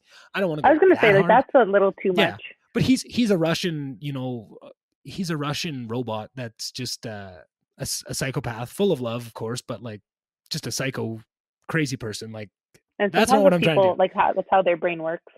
100%. And his mind is beautiful. And once you understand it, like I'm being kind of facetious because I do know better and I know where it comes from and very deeply because I do listen to so many hours a week. I'm kind of being silly about it, but it did come from a very deep place and he's very spiritual and he had some good reasons for doing it and all that and wanting to test himself. And he's very much about that. But anyways, yeah. So then what else? I just kind of started a list. So yeah, I've got reading, cardio, stretching, yoga, different kind of breath works, right? That's what I was saying when I kind of said I've got that TUMO class of trying to do that hour of that. I want to do a couple of those in that month. So I'm trying that kind of style breathing out. And then also, like you said, just practicing my diaphragmatic breathing every day, which I've already worked in. I'm kind of doing that already. So it's probably not going to be that much of ad, but that's what I'm thinking. Maybe I'll try and do it twice a day instead of once a day. In October, I do that twice a day. Meditation, again, another one where I always do that. I try and meditate every day just because it's given me so much and I've just, it's awesome. And I couldn't recommend enough, but maybe do 2 meditations a day. And then another kind of idea I had for it is now if somebody wants to participate in this, I want them to reach out and say, hey, I want to add this one and this one. And if it's something like breathwork or meditation, I'd love to give them, well, if you want to get into breathwork, here's the podcast to listen to with that James Nestor with Joe Rogan about breathing, just to give you a bit of experiential knowledge where you can sit with it. So before you go into this month of trying to do something for yourself, you are 100% wrapped around the idea of where that comes from and why you're doing it and what you're getting out of it. Because I feel like that's such a big piece. When you get told just to do something, you don't know why you're doing it, or you haven't been really truly shown the value of what you're trying to do, you're not getting as much out of it, right? Or the cold water. I'll just, I'll find the podcast where I first heard that. I think it was with Aubrey Marcus, and, maybe give that one to somebody, right? And just say, if you want, of course you don't have to, but if you want to pick one of these things and you want to reach out on the Instagram page and just say, hey, I'm doing this. Do you have a podcast to go with it, of something that would really give me a good idea of why this, whatever small piece of optimized October I'm going to bring in for myself is good for me and what I'm going to get out of it. I think that's a cool idea. You could do that on Instagram too, and put just make a list and be like, these are things that I'm doing, and then make it a swipe. So like say breathwork is your thing, and then you have your top 5 recommendations. If this is what you are doing, these are the resources that are helpful. You swipe, then the next slide is cardio, and then it could be this is X, Y, and Z people who are inspiring, that kind of thing. Yeah, that's a great idea. Yeah, and then the sleep bedtime. I want to do the mouth tape every night, so I'm reading through my mouth, through my nose every night. Definitely, I've been definitely working on my breathing in the shower because I was trying that cold. I always heard that cold showers were good, right? Cold shock proteins and all that stuff, right? Just like an ice bath, but just less intense. So I would put my shower on normal, warm, everything else, but then I'd set up my songs for listening to, because I also feel like music is good in the morning to get you started. And you find a really good song and you put it to a little bit cold, and you just slowly throw out that song, shoot it down to the cold. And then when that song's over, you're out, and then have another song after it to kick in. So now when you're out of that cold, you dance your way back warm. And that's the best way to start a morning. Now you get that. I know it sounds silly, but it's honestly the best way. Try it once and then tell me I'm wrong. Have a really good song for the cold part, and then a really good song to follow up. That's a good dancer. And now you've worked your way through the cold. And then eventually, now that I'm at this point, right, and I've got this breathing to go with it, now when I put my thing to cold and I do my breathing, it doesn't even feel cold. You just breathe through it. You don't even feel it. And that's what Wim Hof always said, but I never believed him. I was like, oh yeah, you're just a crazy man. But no, actually it is. When you get your breathing to a point, it doesn't even feel cold. I'm saying that now. Wait till the cold water gets oh my gosh. Cold. Then I might be singing a different tune. But then again, you just, it's up to you. Nobody's forcing you to go cold or warm. Just do it to the point where you want to. But I just think stuff like that is is a real easy one for someone to add. If you're taking a shower every morning anyways, you might as well try something like that. And then another piece of this I want to add is doing some sort of documentation throughout. So either I need to force myself to do 1 or 2 solo podcasts, or once a week a podcast just for myself on like a Friday, and talk about the process of Sober October, or Optimized October, whatever I end up calling it, how I'm feeling with it. And then also I feel like it would be cool if people wanted, like if you wanted to jump in and do any subset of that you wanted to, you could come on 1 week and see how it's going for you, right? I know I'd mentioned this after the podcast I did with Katrina. She said she'd be interested in doing some of it too. And then, I could pick people, either former guests or people that would want to come on and just talk to them about it. And then also, so I said solo podcasts or some sort of live idea, because I feel like I went on with that Will Roosh guy, and he always goes on Instagram live and just lets people ask questions, just kind of does live Q&As and test it. I feel like that would work so well with how my brain works. I love being tested and ask questions and having to back up what I'm saying. And I feel like a live component would be really cool. So I said either a solo podcast or live podcast. And then, reaching out to past guests to check on them, I think is also another big piece I just want to do, of just kind of not past guests. I want to start keeping lists. I do this all the time, and I just want to double down and maybe make it something where instead of, whenever I think about it doing this, but once a day, pick one person each day to reach out and just check on and see how they're doing. Mm-hmm. Someone, either if it's this is something I want to start doing with anybody that ever comes on this podcast. I want to just make sure I'm always checking in on them, just, every couple months and just keep that as kind of something that I grow with, and see if there's areas that I can help them out with anyway, so that being a guest on this podcast part of an experience and part of almost like a family of, I would help you and I would help connect you to anybody. If you are willing to come on and do this for me, something I'm so passionate, you're in my books, you're there all the way, and I'll do whatever I can to help you. And I feel like that's a cool idea, but more so just to make sure I'm reaching out to somebody each day, because I feel like, especially during this COVID stuff, that's very important. I feel like I've been trying to do it a lot, but I feel like I'm just not doing it enough. Maybe once, twice a week, I'll try something like that, and usually it's just text. But I feel like if I made it a goal to reach out and call somebody every day of October and check in on them and see how they're doing, I feel like that would go a long way. What else? Yeah. So that's kind of the long and short of all that. I'm going to try and schedule that in, like the stuff like the no pop and the no drinking and the no, bad food, all that. That's kind of just steady. And then of the things that are, more variable, I'm going to try and, work them in. So you get a couple meditations in. So I guess, Gabe, now that you've got the full breakdown, what do you think of the idea? I'm annoyed because I'm going to have to do it. You don't have to do it. I don't. No, I know, but that's how my brain works. Like if there's a challenge, I kind of figured that. I can't not rise to it. I know Liam is gonna, like, the thing that Liam gets on me all the time, and I don't drink. I don't do like anything like recreational or controlled.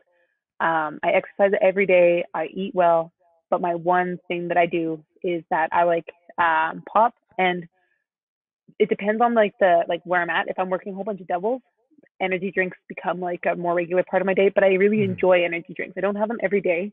Unless like you're one of my coworkers at work who sees me during like 2 weeks of doubles, then I will have one every day. Yeah. But and I know it's aspartame that I like. Like I know that that's the thing that I'll get a headache by 3 if I don't if I don't have it. I don't drink coffee.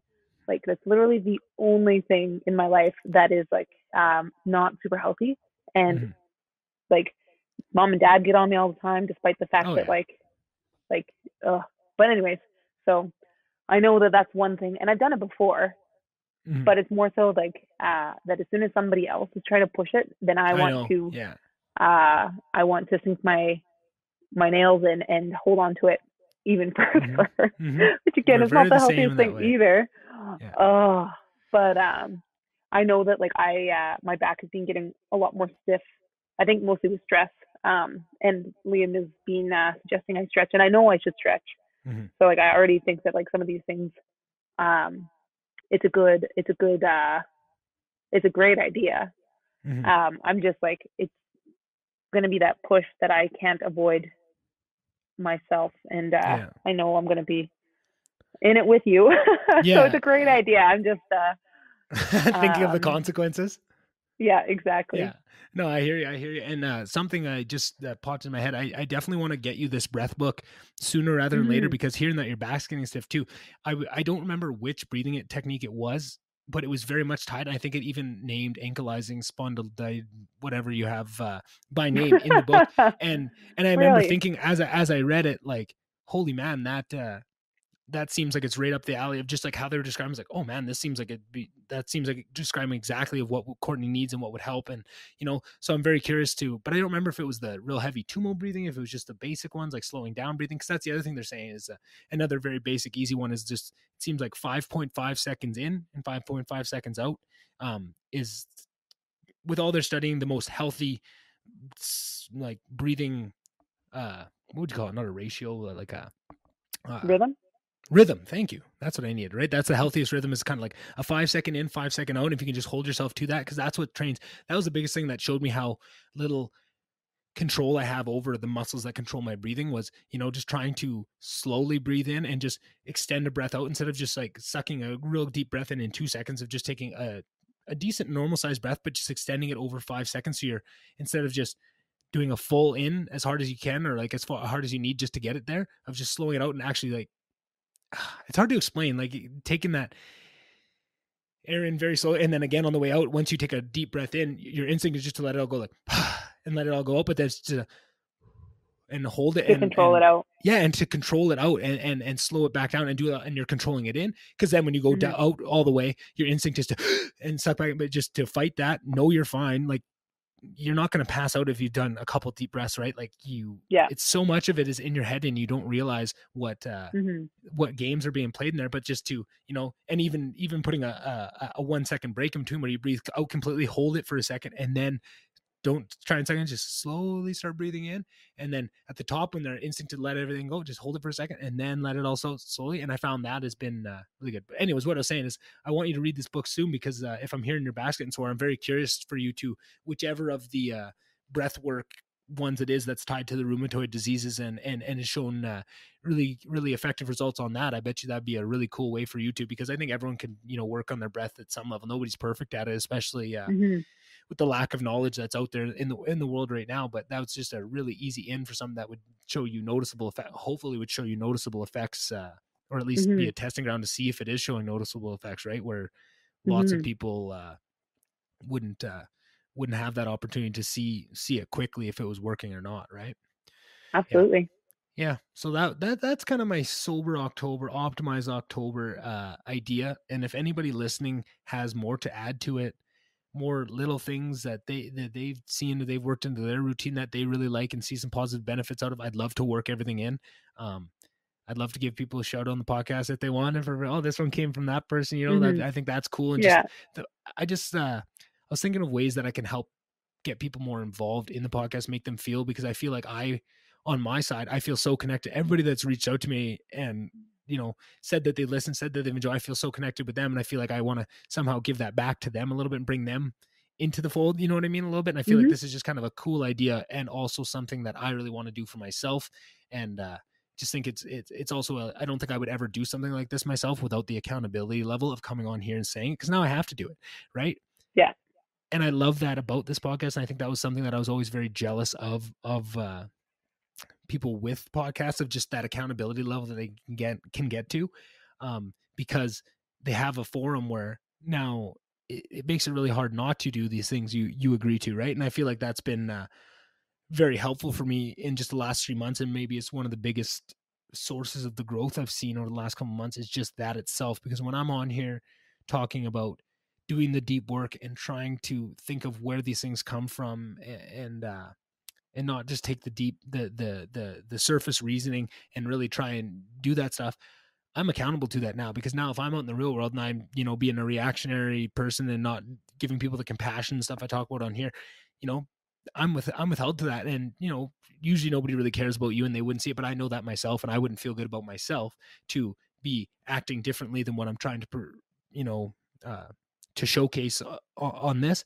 And I feel like that has been just a huge thing in itself. And then you can kind of weaponize that almost for things like this of, oh, is there a big goal you want to do? Right. Like, getting a video component to this podcast. I feel like I don't talk about it a lot, or I've mentioned it here and there on the podcast, but not how deep of a goal that is for me, because once I do that now, I have to kind of hold myself accountable as soon as it comes out of my mouth, while we're talking about something like this, and if I'm honest enough to say how much it impacts me, that's, now people wouldn't even look at it differently. But to me now, I know, does that make sense at all? I feel like it's kind of hard to explain, but it's just about, it wouldn't matter to anybody else, but just the fact that it's out there and now it could matter to anybody if they wanted to. Now it's on me. It puts that extra pressure on. I like that.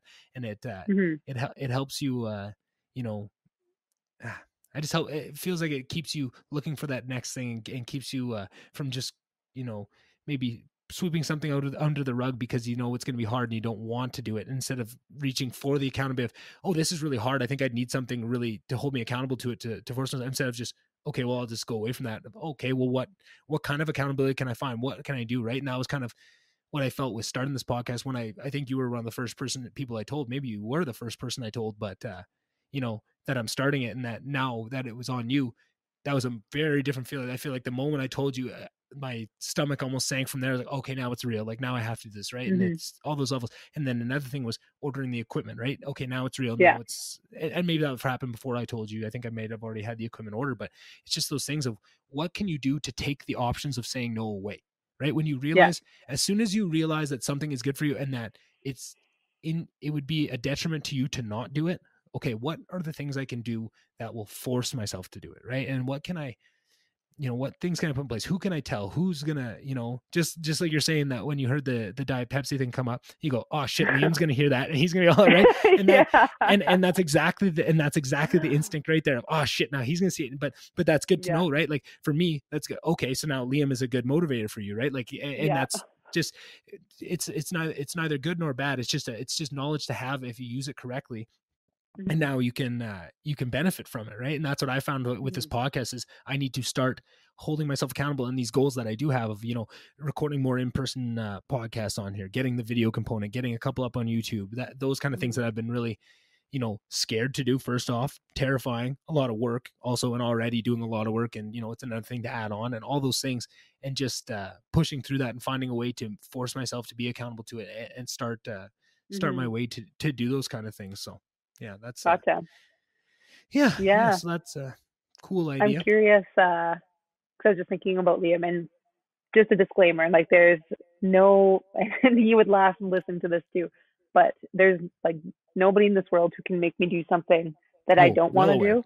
Aware of that. But like, I appreciate, like, and he's never pushy with any of that stuff. Like, it all comes from a place of love.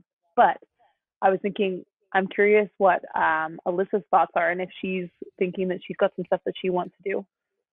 Yeah, I think she wants to join in her own way. She's very good at that too. Of just, she'll pick her one or two things. Like, I'm sure she's not going to not do it all, or I'm sure she's not going to not do any of it. But I don't think she'll do all of it. And I think she'll just pick the one she wants to do and the one she doesn't want to do. And then also with this COVID, she's been away from home for a long time, so she's probably going to be spending. I think she's going to take some time to get home and see her family and stuff in October too, which is a lot of time, because I feel like that is exactly what brought this to this point. Was over the years of, Alyssa would be in school, she'd be doing her master's in Winnipeg, I'd be here during the winters, and the winters are the craziest time in the oil field, right? That's when rubber meets the road, and it would just be the hardest times. I'd be barely coming home, piecing myself back together with tape and then going in the next day for it.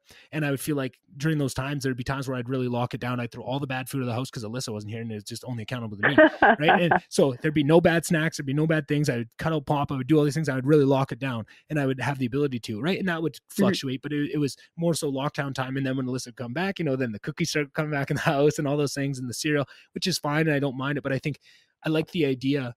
And I would enjoy it. And it was nice. And then it was kind of, okay, now I don't have to be so, like, I have someone just to, let me be a little more balanced and to catch me when I'm doing the really bad shit, trying to, drink 6 Diet Pepsis in a day or whatever. But, also, you don't have to be so strict and help, let you cheat a little bit. And that was kind of fun too. But I feel like I like that dynamic of locking it down and then having the free and then locking it down. And I feel like, oh, then that was exactly what sparked this idea for Sober October. Oh, I just take 1 month where instead of just locking it down a little bit to the level I want. No, it's only going to be 1 month. So you're locking it down to everything you want to do.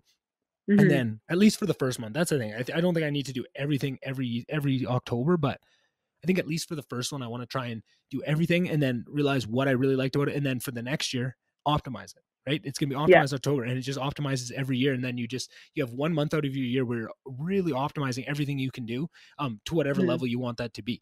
Right. And I feel like the true test of it would be if you did want to do like I'm doing, of what is the pure expanse of my knowledge on health and what was be good for me and specific to myself of what I react well with, and try and build a month of the best kind of like that book by Albert Marks, like How to Own Your Day, like just one perfect day, start to finish. Yeah, that's why I want you to say, because I haven't read that book yet. I think I gave it to you before. You haven't read it yet? You told me that you had. No, you wanted it, and I think I said I have other books to get to. I won't get to it, so I gave it to you, and then Gotcha. But that's why I'm saying I want to grab that from you next weekend when I see you, because I want to cram that in before October, because I feel like that's the perfect starting point, because it takes you through in his knowledge of his, and that's what he does. He's human optimization is his entire business with on it, but you know, it takes you through a whole. That's where I got that cup of water a day from. It was that book when he was talking about writing the book and you know, releasing it when I first purchased it and was giving kind of the Cole's notes of it, if you will. He mentioned that cold water in the morning of being. I think he even does salted water. Yeah, not for me, I think it is. Yeah, I feel like I just have a mental block with that of it just tasting it, even though I've never really tried it and I react negatively, even though it's probably not that bad. Yeah, well, I think that I was asking partially about Alyssa because Alyssa's so even keel. Like, I would just be very curious what she would want to optimize, because she seems like, and maybe it's one of those grass are greener thing. Like me and you, anyways. I can't speak for mom and dad, but like me and you are very intense people. I'd say, like, I don't know if I come across intense, but definitely a perfectionist. I try to. I get very rigid in things. I can be. And then Alyssa is so chill. Loosey goosey. That's what I'm saying. That's why I say I hadn't asked specifically what it was. I just know that she'll do what she wants to do. She won't do what she won't want to do, and she won't make a big deal. She's the go with the flow kind of her, which is, like you say, very antithetical to my very aggressive, maybe anal a little bit, aggressive. All those kind of things that be who I am. But that's the other thing of just always working on myself. And that's the other part of this is just also through that, like, it's hard to talk about, but there's also pieces of that I want to add into October, that things I do all the time is just personal growth stuff, but it's hard to quantize and put time towards it. But just throughout all these things that I'm doing, the meditation and stuff, always be thinking, and I always do this, so I don't need to add it onto that list, but I think it's also something that if you're not doing this is the biggest piece, almost other than anything you can do on that list, is just be trying to work on yourself and better yourself at each interval of whatever you're doing, and trying to be looking at when something upsets you, where's that coming from, trying to understand yourself better, right? Like just looking deeply into your own mind the entire month is a very good exercise on top of any actual more exercises. And I just have found myself doing that all my life, but especially now I've been really actively trying to do it. And I think that's a big piece of this too, that goes into it. And I think if people are listening and want to, you know, could be a cop out where you just, you know, say that's you're going to be your thing for the month and that's where you stick to and you don't actually do it. Or it could be, you know, a really game changing one that, you know, it gives you more impact than any of, you know, any 10 or 12 of those things on the list that you added into your routine. Right. So that's kind of what I think about it. And I guess the other thing that I was wondering, and more so since you're saying Alyssa won't be there the whole time, do you have a boundary or like a runaway road if things are like leading to burnout? Because that's a lot of stuff to be expecting out of yourself every single day on top of your job. Yeah, no, exactly. 100%. No, and I know, and I feel like because I know and I'm doing it to myself and I'm knowing that, I feel like the way my brain works, I will be better about it and I'll be okay to do it.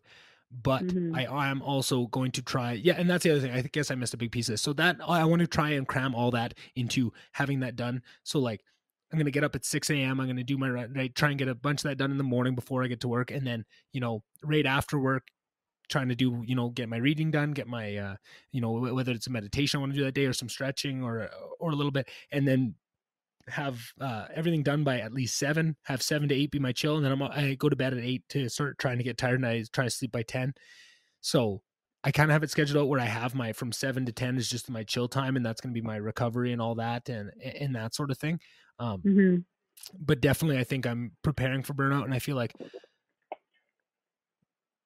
I almost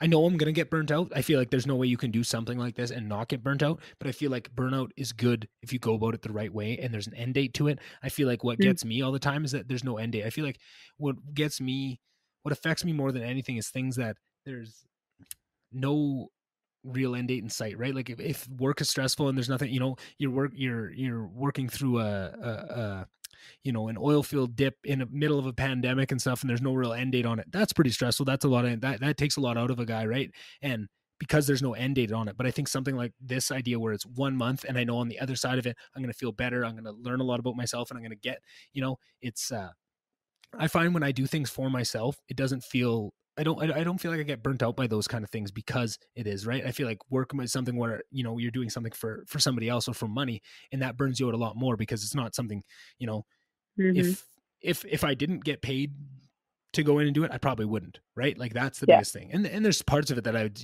go there. There's parts of it where I'd go and I do a lot of it for free, but not the whole thing and not all the bullshit that comes with it. There's a certain, area of the job. There's a threshold in the things that the parts of it that you really enjoy that you could do, but it's about making this, keeping it in your head the right way, keeping it, almost compartmentalized for yourself enough so that you are seeing the benefit enough that it counteracts the negative, if that makes any sense. And that might be very specific to the way my brain thinks. It may not be for everybody. And also that's why I'm saying don't take everything on. And I have my own way of building my own recovery time into each and every day for that. And then I also think weekends, I think I'm going to try and, not book much for the weekends in terms of going and doing stuff. So I don't have to actually rely on, doing these things on the road or whatever it is. That's going to be a big piece of it. And if I can, I feel like I'm going to give myself a little bit of leeway. If I do have to, go to Edmonton one weekend in the middle of that, I'm going to, make sure I work out, make sure I do my meditations, but I'm not going to, if I miss the reading or whatever, I'm not going to hold my feet to the fire. And that's kind of what I'm thinking of. As long as I think that's the thing, Courtney, is just, I'm going to push myself as hard as I can, but as long as I'm within satisfied reason. that long as I'm satisfied, like if I have to skip a day or if I hurt myself and I don't want to do it, or if I just really don't feel like I'm going to say, I'm not going to, I feel like my mental health over the last little while has become I feel like it used to be on a priority wheel of it, it was work, it was mental health, it was all these things, and I feel like a couple months ago, I just decided that mental health kind of was at the top, and I don't let a lot of things get to it. And if it does, I just kind of, almost check out of other things if I have to in sacrifice for my own mental health. And I feel like that is a skill that I've developed over the last little bit that has made me a lot more resilient in that way. And to understand, I think maybe even you've noticed it, and just saying, like, in just requests, I'm a lot better at saying, you know what, I just can't do that this weekend. I just don't feel like I need my recovery, and saying that kind of stuff and being aware of that, and not feeling, because it used to be a lot of guilt that would come with saying stuff like that. But now, I feel like it used to be like it was a priority wheel or a totem pole that was always flip-flopping of where your priorities were. And then I kind of just, took some nails and took mental health and just nailed it to the top. So everything else can keep shifting, but mental health stays at the top. You know what I mean? And I feel like just that understanding goes into everything else. And now that you know that, and that's just kind of your base. And if you do feel yourself starting to get towards that, now you kick back. And I feel like it's, people sometimes, and myself, I feel like I'm saying people, but myself beforehand, I would make mental health the priority when I really needed it. And then I kind of put it on the back burner and just, let it get really bad. And then, okay, I need to put this at the top priority because I'm falling apart. Now I try to not let it get that far away and try and, keep that as a guiding light for what I want to do. And I feel like a big piece of that was, knowing that you're doing something for yourself. And I think doing this podcast has been that, because now it's not a giant success. It's not making any money. It's actually costing me about a bunny, like whatever, but I enjoy it. But it's about always moving forward. I feel like it was the thought of, I was successful in life in a certain sense, depending on what you value success, but it was, I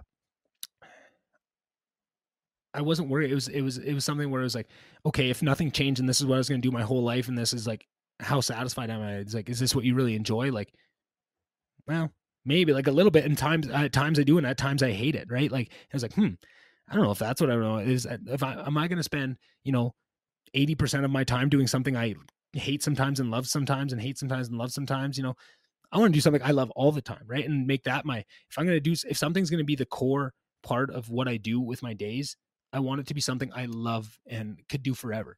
Right. And that's what I want to do this, but I know that this isn't something at this point, you know, like it doesn't sustain anything. It's nothing at this point, but at least that I'm putting effort in so that, you know, 3 years from now, 6 years from now, 10 years from now, this might be something, and I can, you know, as it becomes more, I can put more to it. Right now I can only put a certain amount to it because I have higher priorities, right? Work has to come first, those kind of things. Can't prioritize them away. And sometimes that's frustrating, but it is what it is. And I understand that. And you have to, you know, grow at the level that you can. And I feel like as long as I feel satisfied that I'm still putting in enough effort into both, I'll feel good. And that's just about it. And it all kind of comes back. It's kind of cliche, but it's all about what makes me feel good, right? Like it used to be so much. I would be always worried, like, oh, am I putting enough effort into whatever it is, whether it's work, whether it's a podcast? Like, people going to judge me because I'm not putting enough into it? But it doesn't matter what anybody else thinks, as long as I'm happy, right? Like, I'm so hard on myself. I don't need anything else to add on to that, right? If I don't book a guest, or if I take 3 days in a row where I don't do anything for the podcast, I don't reach out to, you know, tentatively invite somebody, or, you know, edit one to get it ready, or, you know, write up the intro, the intros for some. If I don't work on it for days, I'll feel like shit. You know, I realize that, like, I hate not, you know, I've gotten a lot better at holding myself accountable to this stuff, but since I've gotten better at holding myself accountable, I need to rely less on outside external validation or whatever. And I feel like that is something that has brought me a lot further on this process, and just helped me stay sane, because it is a lot of work. I mean, work was already stressful before I started this job, right? Like, it was a lot to do, and it's a big job, and it's a lot to put on your shoulders. And then to add something like this, where it's, you know, also a lot of work, less work for sure, but emotionally a lot more, you're being very vulnerable, and, you know, and it's a lot of, you're putting yourself out there, and it's a lot of, if you care about what other people think, you're going to have a bad time. And I care about what people think, and I'm trying not to, but the more I can lead toward not, I feel better. Right. And that's nice it sucks to force yourself into being that vulnerable, but it makes it so clear as day. It's not a hard question to realize what makes you happy and what doesn't make you happy once you force yourself into that position. And that's a nice thing to have. Okay. It just makes things very cut and dry. When I do X, I feel good. When I do Y, I feel bad. Right. But I feel like when you don't put yourself out there, it's just kind of all a big jumble. It's not very cut and dry. You know, you don't even know what is making you feel good, because what's making you feel bad and good, because you don't have anything that makes you feel really good. Or it's so fleeting, you know, maybe it's every 3 weeks you go to a music festival, and that's what makes you feel alive. And this is what your entire being about. And then you go another 3 weeks or 6 weeks or 8 weeks where you're at your job and you hate it every day. And then you get to go to your music festival and you're loving life, but it's so fleeting, where you have to try and find something that you can bring in on a more regular basis, or that you can make a bigger part of your life. If it's something that makes you that happy, you have to make it a bigger part of your life. And you know, it's not the perfect solution to have to be really stressed with a really big role, and then to, in a perfect world, you would decrease that role and add something more in that makes you happy. But with my situation, it was a little bit, I can't really take away from work. I can't give any less to work. But, you know, I used to, for my own mental health, I'd have to, you know, I'd go to work and I'd work most of the day, and I'd, you know, get to the point where I'm fucking ready to kill somebody and just losing my mind, angry snap show. And I'd go and I'd run for an hour and 20 minutes as hard as I could. And I'd just, you know, run 12, 13K every day. And that was my break. And I go back to work, and that was, you know, had to reset, and then I go back to work.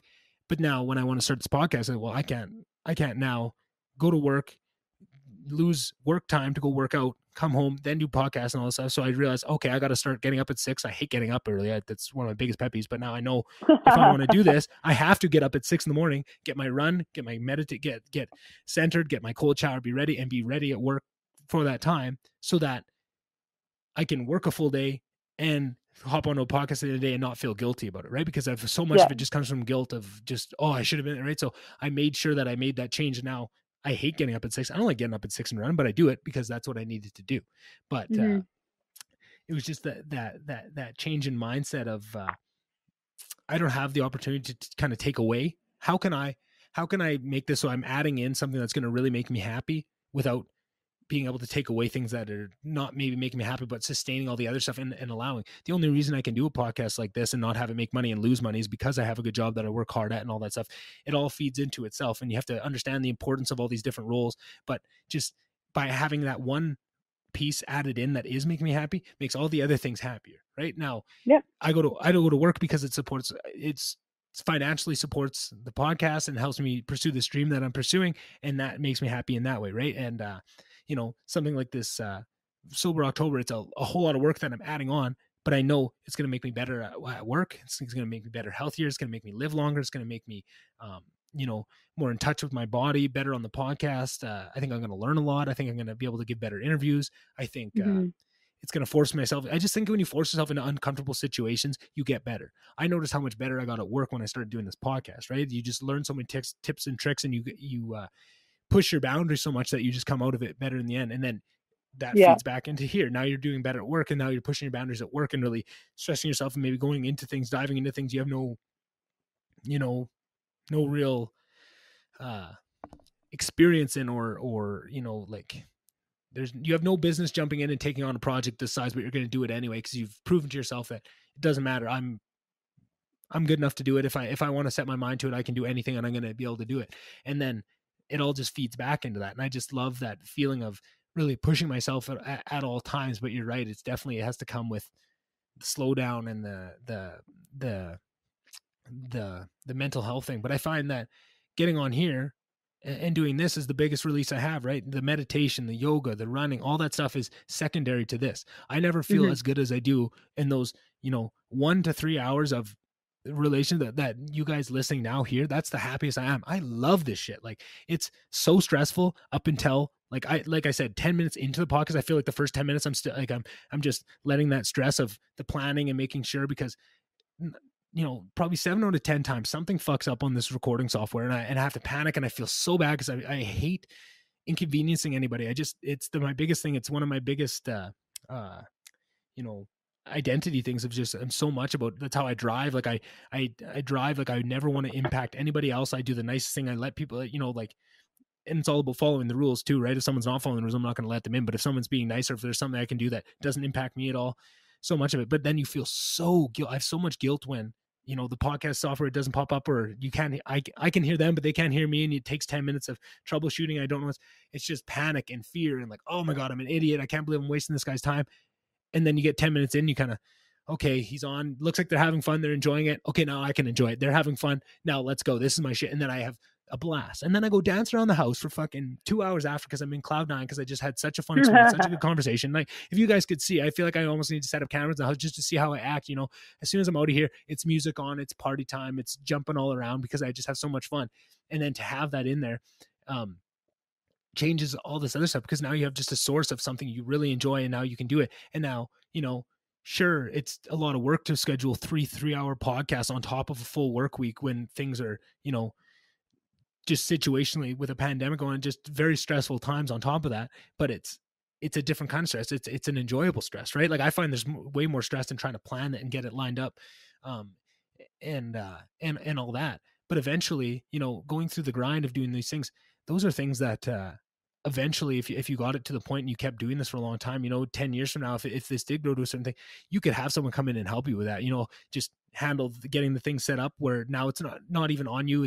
This is somebody else's responsibility to make sure the stuff works. So when something goes wrong, it's not, the guest isn't looking at you. It's all this, goddamn producer, even though, I would have already been in that situation. I would have the compassion for them, but at least myself, I wouldn't have to feel that. It's just to know that I'm putting in the grinding work and learning, going through kind of the shit parts of this that I don't like, so that eventually, if I can get it to the point where I don't have to do those, and I can just concentrate on this, which is what I enjoy, is recording and sitting with someone and having a conversation and being honest and talking about these things, then I can just enjoy that. Right now, you're more and more so, it's just like trying to take the things out of your life as slowly as you can that don't make you happy, and just slowly add in the things that make you really happy. And just as long as you're doing that, you're on the right track. And as long as you feel deep down, and no one can tell you if you're on that track other than you, right? There's no way external things can touch that, because it's only an internal feeling. Nobody else has any idea what makes you feel any which way. So nobody can tell you how much it makes you happy, right? Like, if you like whittling so much that it makes you so happy you would quit anything else over it, nobody can tell you that it doesn't, right? If you get more enjoyment out of it, if you would, take the financial hit of leaving a job of, say you're a lawyer, just to go whittle wood. Nobody can tell you differently. It's all internal. And that's what it's about. And I think, adding that to this and just being honest about how it affects me and what I get out of it, I feel like that's, that's what I enjoy in a podcast so much, is listening to the podcaster enjoy the conversation. I feel like I was always so jealous because I could never enjoy the conversation. I don't even get to listen to it. But now that I am, I just love it. I hope that comes across and people get to feel that genuinely, that I love being on there and I love doing this. This is so much fun, right? I could do this every day, all day with a million different guests. And I feel like that's another piece of what makes me feel so bad about asking people on here, is because I enjoy it so much. I'm getting so much out of it. I almost feel guilty. I feel like I'm asking you to come on so I can have like 3-hour time of my life with them. And I know that, like, in talking to all the guests that have come on, they all say like it's a really fun time and I really enjoyed it, and they're all really nice about it. But it's just, I can enjoy that after. I feel like if I ever get to the point where I go in thinking like, oh, they're going to enjoy this, is always gonna be fun, that's when it's going to go wrong, right? I have to always kind of keep myself it's going to be bad unless I make this really good. It's, it's on me. And I feel like that's just kind of all the good things kind of come from a little bit of piece of darkness. And I feel like that's kind of mine. I'm always so worried about somebody else and how they're enjoying it. And that forces me to up my level to make sure that I'm living up to all those other things. Right. I know you just didn't talk for probably 45 minutes there, but I just went on a little bit of a tangent. I do that from time to time. Yeah. Well, as a big sister, it makes me really happy that you got something that makes you so happy. Mm-hmm. But I was going to say, like, going back to the very beginning of that, talking about boundaries and stuff, as your family, it made me really happy. Like, we were thinking about going up to Sicily like this weekend. And when I asked you about it, you were like, due to XYZ, like, I need to, or like, I would like to stay home because of this and this and this. Instead of just being like, no, I don't want to go. That was like, I completely got it. And I was like, okay, 100%. But in the past, you would have just been like, no, I don't want to. But I would say that as feedback for that, and it's not for everybody and it's not appropriate at all times, but for family, I think that you would get so much more compassion and understanding if you just gave those like 3 more pieces of information about what's going on, if you're comfortable with it. And I mean, obviously, but even just like with our parents sometimes, which I know that like that can be annoying, and everybody's got their own parental stuff. But like, I think that would just make a world of difference, because as soon as you said that, I was like, okay, it's not because he doesn't want to hang out or because like he doesn't want to make the drive. It's because he's got other stuff going on. Yeah, definitely. And go ahead. No, I was just going to say, like, and I appreciated that you were willing to share that with me. And so I know that's not always easy or possible, but it was just a nice change to see from the past. Oh, yeah, definitely. And that's something I've tried to, and you probably know, I never was a big talker, which is going to sound funny in the sense, but about my own feelings, like, I feel like starting this podcast, I've been very honest and talking about it, which is probably going to catch a lot of people from a lot of off guard. And I feel like the biggest example of that is probably exes, because I was in a relationship. I never want to talk about myself. I know any emotions, don't want to talk about it. Just want to, shove it down and do the typical thing I used to do. And I'm trying to get better at it and to learn to talk. And I feel like in opening myself to take some risks and to try and talk about some things every once in a while, I found the reactions are a lot less. I feel like I build up the worst reaction in my head of always just projecting my own shit out into everyone of how people are going to react if I am honest about where I'm coming from with these things. And I just, like I did exactly, just say, due to X, Y, and Z, this is why I don't want to do this. And it's working out a lot better than I, always would. I wish I kind of would have tried that a little earlier, but now I'm getting better, right? It's not like I, will talk about my feelings with anybody, but I think in working with, with living with Alyssa now and forcing yourself to have those kind of conversations more often and to be more open and to be more open to that, I think you can start expanding that, right? Like someone like you, like you're still family, but it's not, couldn't talk to anybody, even like the person I was in a relationship with, I wouldn't even talk to them. Now I've taken that step. Now I'm trying to take bigger steps and, open it up to more people. And I think that's a lot easier when you hop on a podcast and are, brutally honest for 3 hours at a time and just deal with the consequences as they come. It's a really good practice in that. But I feel like that was probably, if I needed one place where I needed practice, it was opening up. It was, getting in touch, because I am such an emotional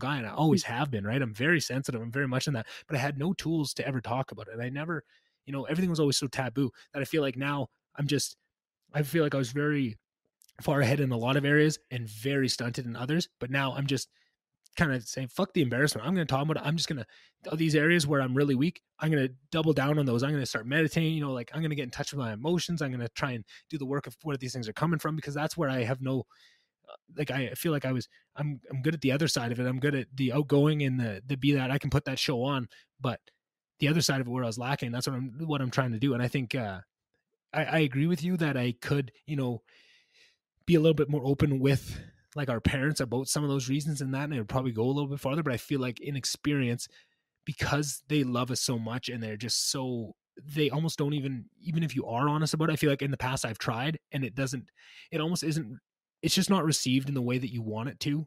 Like when you open up to that degree, like I feel like if I told dad I didn't want to come down, he would understand, but he definitely still try and push you and still try and force you to do it, right? Like it's almost just easier, just not even, I don't even want to get into it because because then you feel really unseen. And now I tried to open up to you and tell you the reasons why I don't, and now you're still pushing me. And now I don't feel like, like my natural reaction, why did I even bring this up? Because now I put myself on a limb to be honest and emotional here, and you're still trying to push me to do it. But it's just because they want to see you and they want you to come up, right? And I understand that now. But I think before it was just, I'd kind of just go back into the self-pity of, oh, well, you know, they don't understand and they don't want to do it. You know what I mean? And now it's understanding. Like, oh no, they just really want to see you and they miss you and they want you to do that. They understand that you're going through some stuff and maybe you are a little bit busy. And in opening up a little bit better, they've gotten so much better lately about being open to that stuff and you know, recognizing and not pushing too hard. And they've gotten so much better with it too, and recognizing that it's something probably both of us need is a little bit more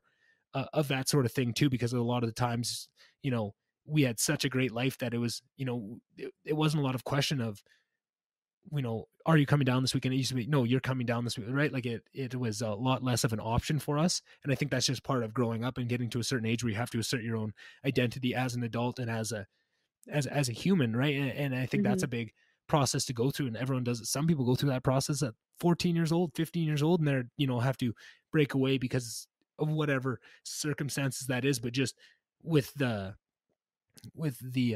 life we were so blessed to fall into, we had so much surrounding it and so much love and so much compassion and so much all this stuff that almost to be a good person, you couldn't throw anything in the face of that. Do you know what I mean? Like it's almost like we were given so much and they were so amazing to us that almost you'd be a terrible person to disagree with that or to not go, like, how could you not go visit them? Look at the life they gave you. You know what I mean? And I feel like that is also a big piece, but I feel like it's hard to live your own identity when you feel so bound to that. And I feel like that is where I love the idea of privilege and the idea of people, you know, just the whole sayings of checking your privilege. But I feel like it hurts me so much because I do feel like there's another side of that. I feel like that's one way to look at it, of trying to check the negatives of the privilege, but I think lean into the positives of it and try and see where the good parts of privilege came and what that gave you. And I feel like everyone just thinks privilege is such a bad thing, but I think if you use it the right way, privilege is neither good nor bad. It's what you do with that privilege, right? If you are privileged and then you go on to change the world and you say, you know, you're Bill Gates and you give away all your money or whatever it is, was that privilege all that bad of a thing? Or if you have, you know, you grew up with not a lot of privilege and you go on to do terrible things, right? Like privilege has I feel like we give privilege too much power. And almost you need to look at it, as long as you're looking at it through a healthy lens and you're doing with it. And I feel like by not looking into privilege and understanding your own privilege, you will automatically fall to the negative side of it, because now you can't understand where it's coming from and you can't walk through the world with that understanding. And I do see that, but I feel like instead of forcing people you have to fully understand your privilege to understand how bad you are and all the terrible things that come with that. It's like, no, you have to understand your privilege to see how you've worked within that and see what areas you're maybe ignorant to and what areas you can enlighten yourself on. And then also still keep the positives of that privilege and look what it gave you. Look at the, you know, yeah, you're privileged to have a loving family and that gave you some dynamics and probably fucked you up in some ways and help you up. I mean, you can be the perfect parents and you're going to fuck up your kids somehow, right? You can give them everything they want. There's no perfect privilege, because humans are designed to have conflict. If it's not given to them on a silver platter, they're going to create it. They'll make it up in your own mind. You could live in the biggest ivory tower ever, and you'll create a whole complex about how the servants aren't treating you the right way. Like, your brain is designed to overcome things. If you're not given things to overcome, you will create them own. And as a child, that's all you do is you're in your own little world of taking in all this data that's coming in at you, and you're just doing your best to put it all in, and you're going to find you're naturally designed to overcome things. You're going to find things that you need to overcome. Right. And I just feel like understanding that is such a big piece to be able to move forward and understand that. And I feel like that comes with that privilege conversation, just understanding that it's so much more just about looking to understand yourself and being honest and compassionate about it, where I feel like people are just asking people to only look at the negative side of some things sometimes. I don't know. I just had I just have some ideas about that. I just always want to see the positive side of some of these things. I just feel like a lot of times there's only the negatives get brought up in some of these conversations, and there is another side. It doesn't mean that the other side isn't valid, but I just think to look at things in a more wholehearted way. I think there's always two sides to the coin, right? Right. And yeah, I think that because it kind of went away from what we were originally talking about. Yeah, that's what I was saying. I kind of got down a tangent that I couldn't tie up without a lot more explanation, because it would have made no sense to the tangent I went down. Sometimes I see things out in like a distance of a point I want to get to, but I don't realize how much expounding I will have to do on the subject to get to that point, because it's the connection to me is so obvious of the conversation we're having here to get to this conversation here. And then as I dive into it, it's like, oh no, that's not good. If I just jump right to that, okay, I got to explain this. And then I get out on these tangents I get to places where I don't even know where I was starting off to. And it's like, okay, how did I even get there? Sorry about that. Yeah, no, I do that all the time. No worries. Okay. All right. And we're back. So, I know we didn't want to get too far into that. I know all those things are kind of things that I felt, and we've gone down to, which I think is really healthy too for us both to go down, both to feel passionately about change needing to happen, both to go down two different routes to get to the same goal, and to see, there's going to be a little bit of disagreement to that, but I think that's also healthy. And I think that's where the best ideas come from is, people with the same goal, but different outlooks on how to get there. And I think the more we can, bring those two sides together, that's why I feel like it's so important to have those conversations. I know we were trying to not have that. And I know a lot of our ideas of how to go about that and the topics that we read have been different, but I do think it's very beautiful for people to hear how those two sides can argue in a in a good way and come to solutions, and to see how often it is both sides trying to get to the same place. I just think every time I see somebody wanting to get to the same place or have the same end goal and just going about it differently, I always think, oh, they're on my team, right? Like if you give me 2 minutes to talk to them, I'll explain how, like the way I see it of, hey, this is how I say it. We're on the same team here. Let's move forward. And I just feel like we're seeing a lot of that being broken down. I feel like that's just on both sides, coming from the left and the right, as long as we're, hey, you know what?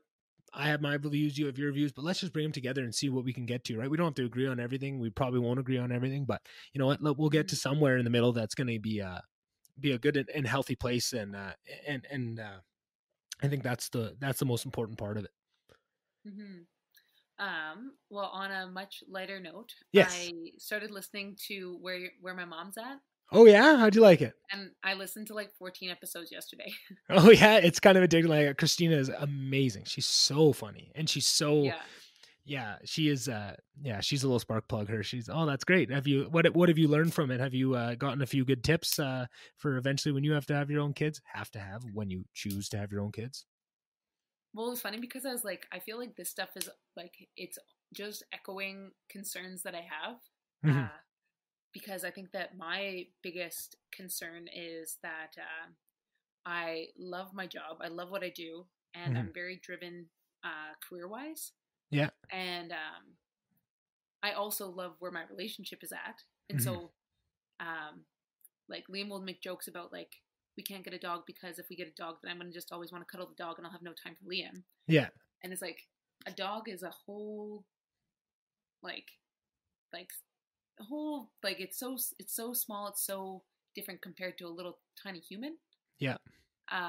It's not even funny, but just, I saw something that's, again, being kind of bantered around the internet where women are expected to raise children like they don't work and work like they don't have children.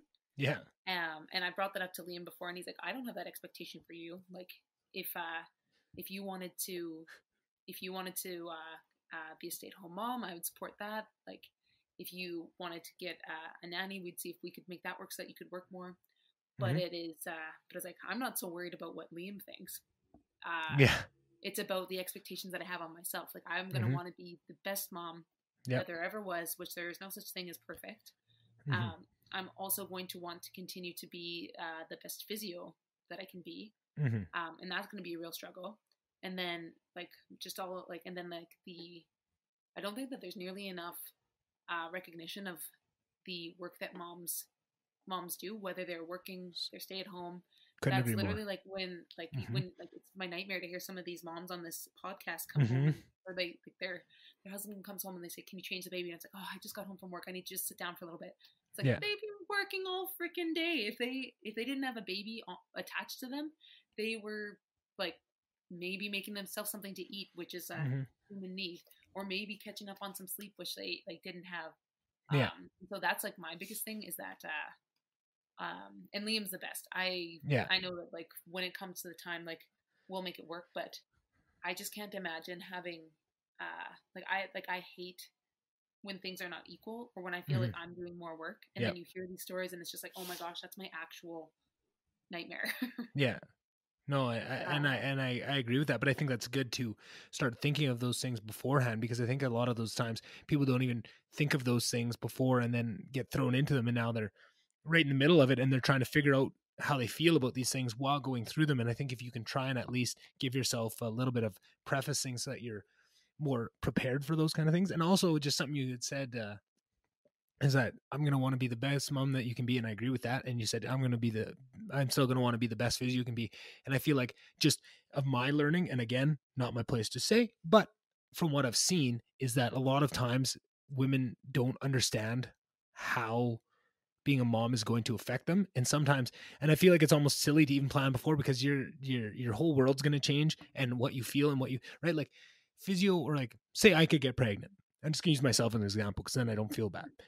Say somehow I could get pregnant, right? And it's just, that's the world we're living in. And I love podcasting my life and all this stuff. And I think I'm always going to want to be a podcaster. And then I had a kid, and maybe I thought I liked podcasting, but really I like my kid and I like being a dad, and I like, or a mother in that. I think it's such a powerful experience that people just don't, I think a lot of times they don't want to leave the option open. And I feel like sometimes women feel like, oh, I'm still going to want to be the best physio can be, but then they have a kid and physio isn't that much important to them. But now they've always said like, oh, I'm not going to be that person. And they build that up of, now they're tearing down themselves, that role of just being that if you want to be a stay-at-home mom, there's nothing wrong with that. And I feel like people make that decision before they get into it of what they're going to want to be. I think you don't know. I think it's one of those things where it's so life-changing and so stressful and all that. I don't think you can say what you're going to want to do until you get into it. And I think that is also something that you need to prepare for. Of, I know this is what I would like, and I think I'm going to want to balance it, and I want to keep all these things, but I may find that this is my number one thing and I'm so enjoyable. I think it's just leaving yourself open to a joy. I think sometimes people think that they've built that up so much that they're still going to work and still going to work, that it might make them happier not to work, but they won't let themselves go to that point because they built this idea and this story up in their mind that they're going to do both. Right. And I think you just got to go into it saying, I really want to, and I hope that I want to do this thing. And that's what I want, but I'm just want to do what's going to make me happy. And as long as you keep following that, and whatever that form that takes, maybe happiness is keeping on working and finding that balance. Maybe happiness is getting a nanny so you can keep working. Maybe happiness is, just being around that kid as much as you physically possibly can. And that's a lot of people's realization too. Right. And it's different for everybody, everyone, different strokes for different folks. I think just a lot of the heartache that goes along with that, just from what I've heard from her having people on and talking about the experience, is just how much their preconceived notions of what it was going to be like threw them for a loop once they actually got into it. And I think the more you can just really break down those preconceived notions to the point, and I feel like that was something that I didn't realize, was a huge area of my life, was, preparing to have kids, and just the amount I've learned from listening to that show. I don't think I've missed an episode of that too, right? Like, I don't know what they're on 90, but I've watched 90 episodes on a motherhood podcast. Like, who would have thought I'd be watching that? But it's amazing. Like you said, you watch 14 episodes. It's because it's a fucking comedian. It's a comedian. She knows she's a fucking 15-year comedian. She's been working the club. She's been making people laugh. She knows what she's doing. Like, and then she wants to talk about parenthood and all that stuff on top of it. You're going to enjoy it, and you're going to have a fucking hell of a time watching it, right? I've recommended that to someone the other day. I think someone was saying, or someone made a post on Instagram. It was an Instagram story. Hey, I need some resources on sleep training. In the past, I would have, what's sleep training, right? But, oh no, I know way too much about sleep training, because I've been in this podcast, right? Like I know way more about sleep training than I ever should. That's not my place to say. I just said, hey, I heard a really cool podcast with a doula on this podcast called Your Mom's House, or not Your Mom's House. That's their network.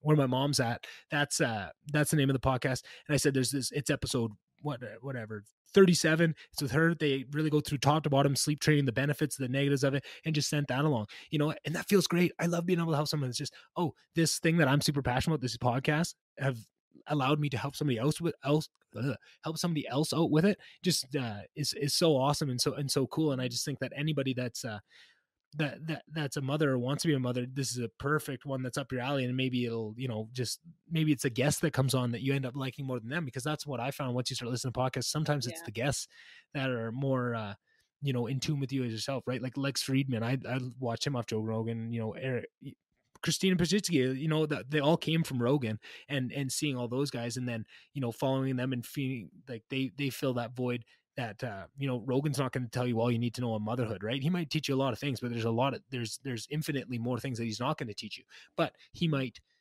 open up doors to avenues that might let you learn those things. And I think that's what's so cool about it, is just the dance you can do. I almost want to, one day go back and start at that Nerdist podcast, that first one I started at, and then Joe Rogan, and then try and go back through the chronological nature of which podcast did I start listening to first? Like, at what point in my life did these ones come in, and how did they, like almost retrace the tree of all these different podcasts. And then, I heard that, I heard this guy's a guest on this one, and I started following him, and I really liked him even more. And then there's people that I listened to their podcast for a long time, really liked them, heard a guest on that podcast in like the same vein, got more into them, and then slowly stopped listening to this one and completely don't even listen to those ones anymore because I found somebody better, right, in that domain that just lines up with me. It doesn't mean that show's doing bad or it got any worse. It's just you grow past that, and they still have their fans, and there's new fans finding them all the time. That's what's so special about it, is because it's such an honest concentration of who somebody is. You can connect with somebody one year and disconnect with them the next, and you don't, right? There's podcasts where now I go back to listen, guys I used to love, and I can't stand them. Alyssa loses her mind because I'm sitting there listening to a podcast going, this effing idiot, and just this, and it's so funny because you learn more about them. Or I found one of the biggest ones is, you listen to one, and then you listen, this comedian's wife gets a podcast, and you listen to her side of it, and now, holy man, I really don't like this guy. He doesn't, live like you're talking about things being even.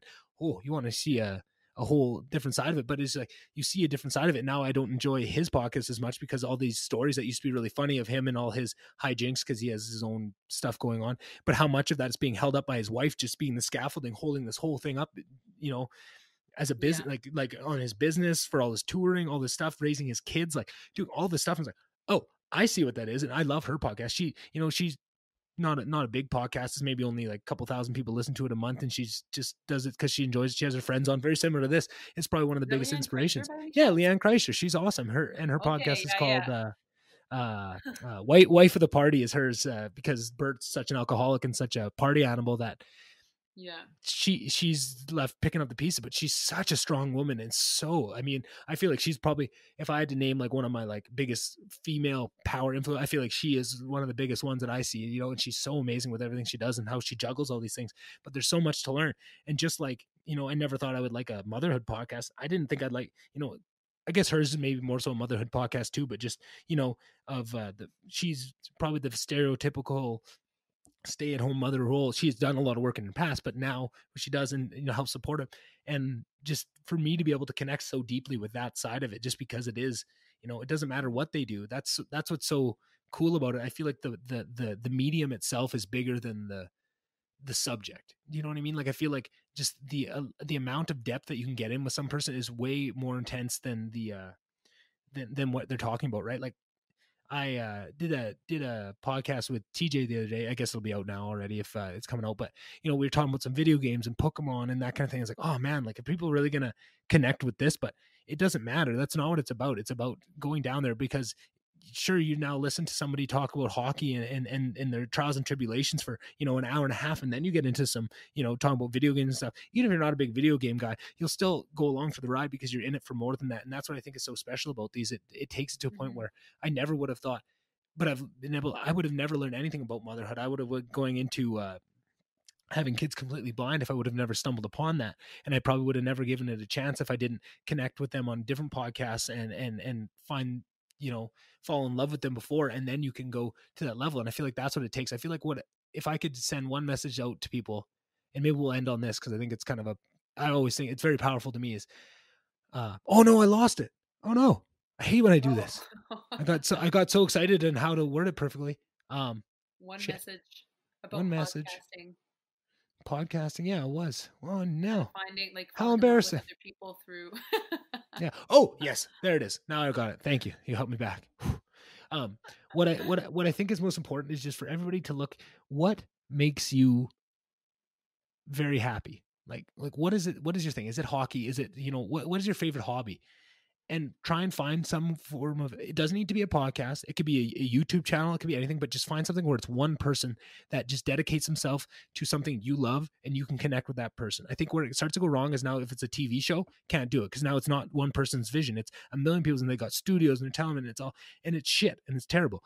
What you need to do is find something, whether it's a podcast, just one person started and you're just getting the pure filter what it is, whether it's a YouTube channel, right? If it's, knitting, finding someone that does a knitting podcast just find some way in something that connects you so that you can fully fall in love with the format itself, because it's what's more so. And then try and they'll hear guests on there. It'll just start you out, but you have to connect with it, right? Like I'd be a fool to think that I'm going to connect with everybody. I'm going to be the perfect person for everyone. What I want more so than that is somebody comes, listen to one episode of this, hears that, and goes, well, he keeps talking about that Joe Rogan. I'm going to try him out, right? Or this Lex Friedman, right? I'm just going to give him a chance. And maybe that's the person that they connect with. And then that starts that journey.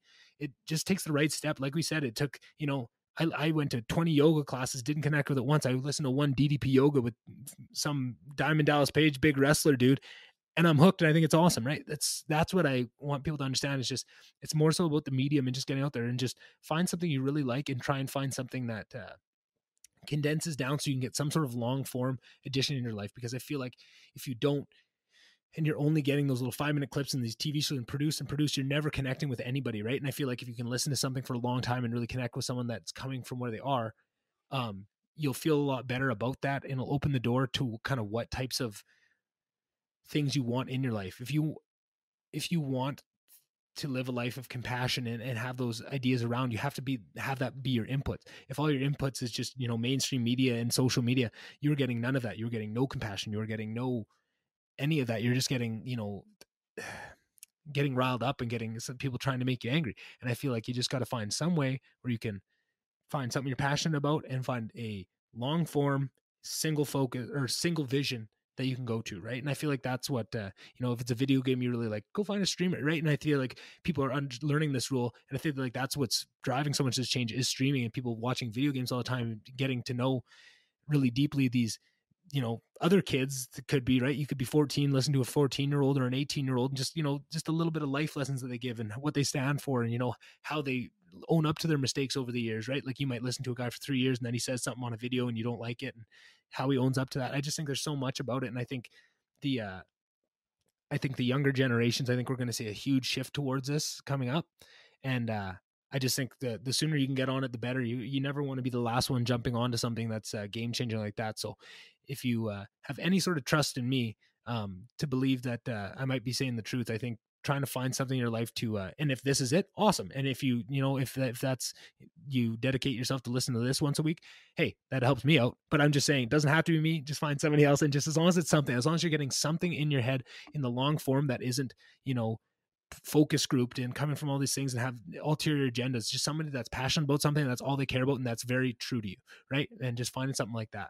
Do you think you have anything like that in your, what do you think your favorite thing is, Courtney? Like what makes you the happiest in life? The happiest? Kind of a tough call. Yeah. Like, is it food? Is it, travel? Is it your job? Like it could be physiotherapy, helping people. It could be. The thing, like, I have to pick one thing that makes me the happiest. I'm just trying to see if I can find some way to transition that in the way, like give you an example of how I would walk that through in the way I look at things to try and find you a good example of something you could turn that into exploring this avenue I'm talking about. That didn't make a lot of sense. Well, I think that like it would be cheesy to say Liam, but if I have to pick a thing, I think that that's actually how I got into podcasts in the first place, is that I love physio. I was learning physio, and so I was looking for physio related podcasts. Mm-hmm. And so I was getting in, and I like tried a couple, didn't really like them.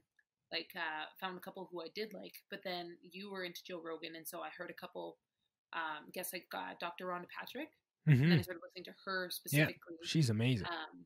And very similarly, like it's very much you listen through one like Mm-hmm. through one podcast until you find somebody else, and like exactly very much like you said, then you start hopping around, and sometimes you go back and you don't it doesn't quite fit the same need that it was hitting before. Mm-hmm. Like I really don't like now. I used to listen to every single Joe Rogan, Mm-hmm. and now I'm very much picky and choosy because I listen to so much stuff that I don't have time, and so it has to be a very interesting guest. Mm-hmm. And for me, comedians just don't quite fit that bill. Fighters don't either, and that's a Mm-hmm. big portion. Yeah. So like unless it's somebody who I know, I don't really listen. But like I'll always appreciate Joe Rogan for how many people he introduced to me, like Dr. Ron Patrick. Exactly. And Christina P. Like all those things. Like I'll always appreciate it. Oh, that makes me so happy that you're listening to where my mom's at. I just love, and that's the thing, because you feel so passionate about that when you connect.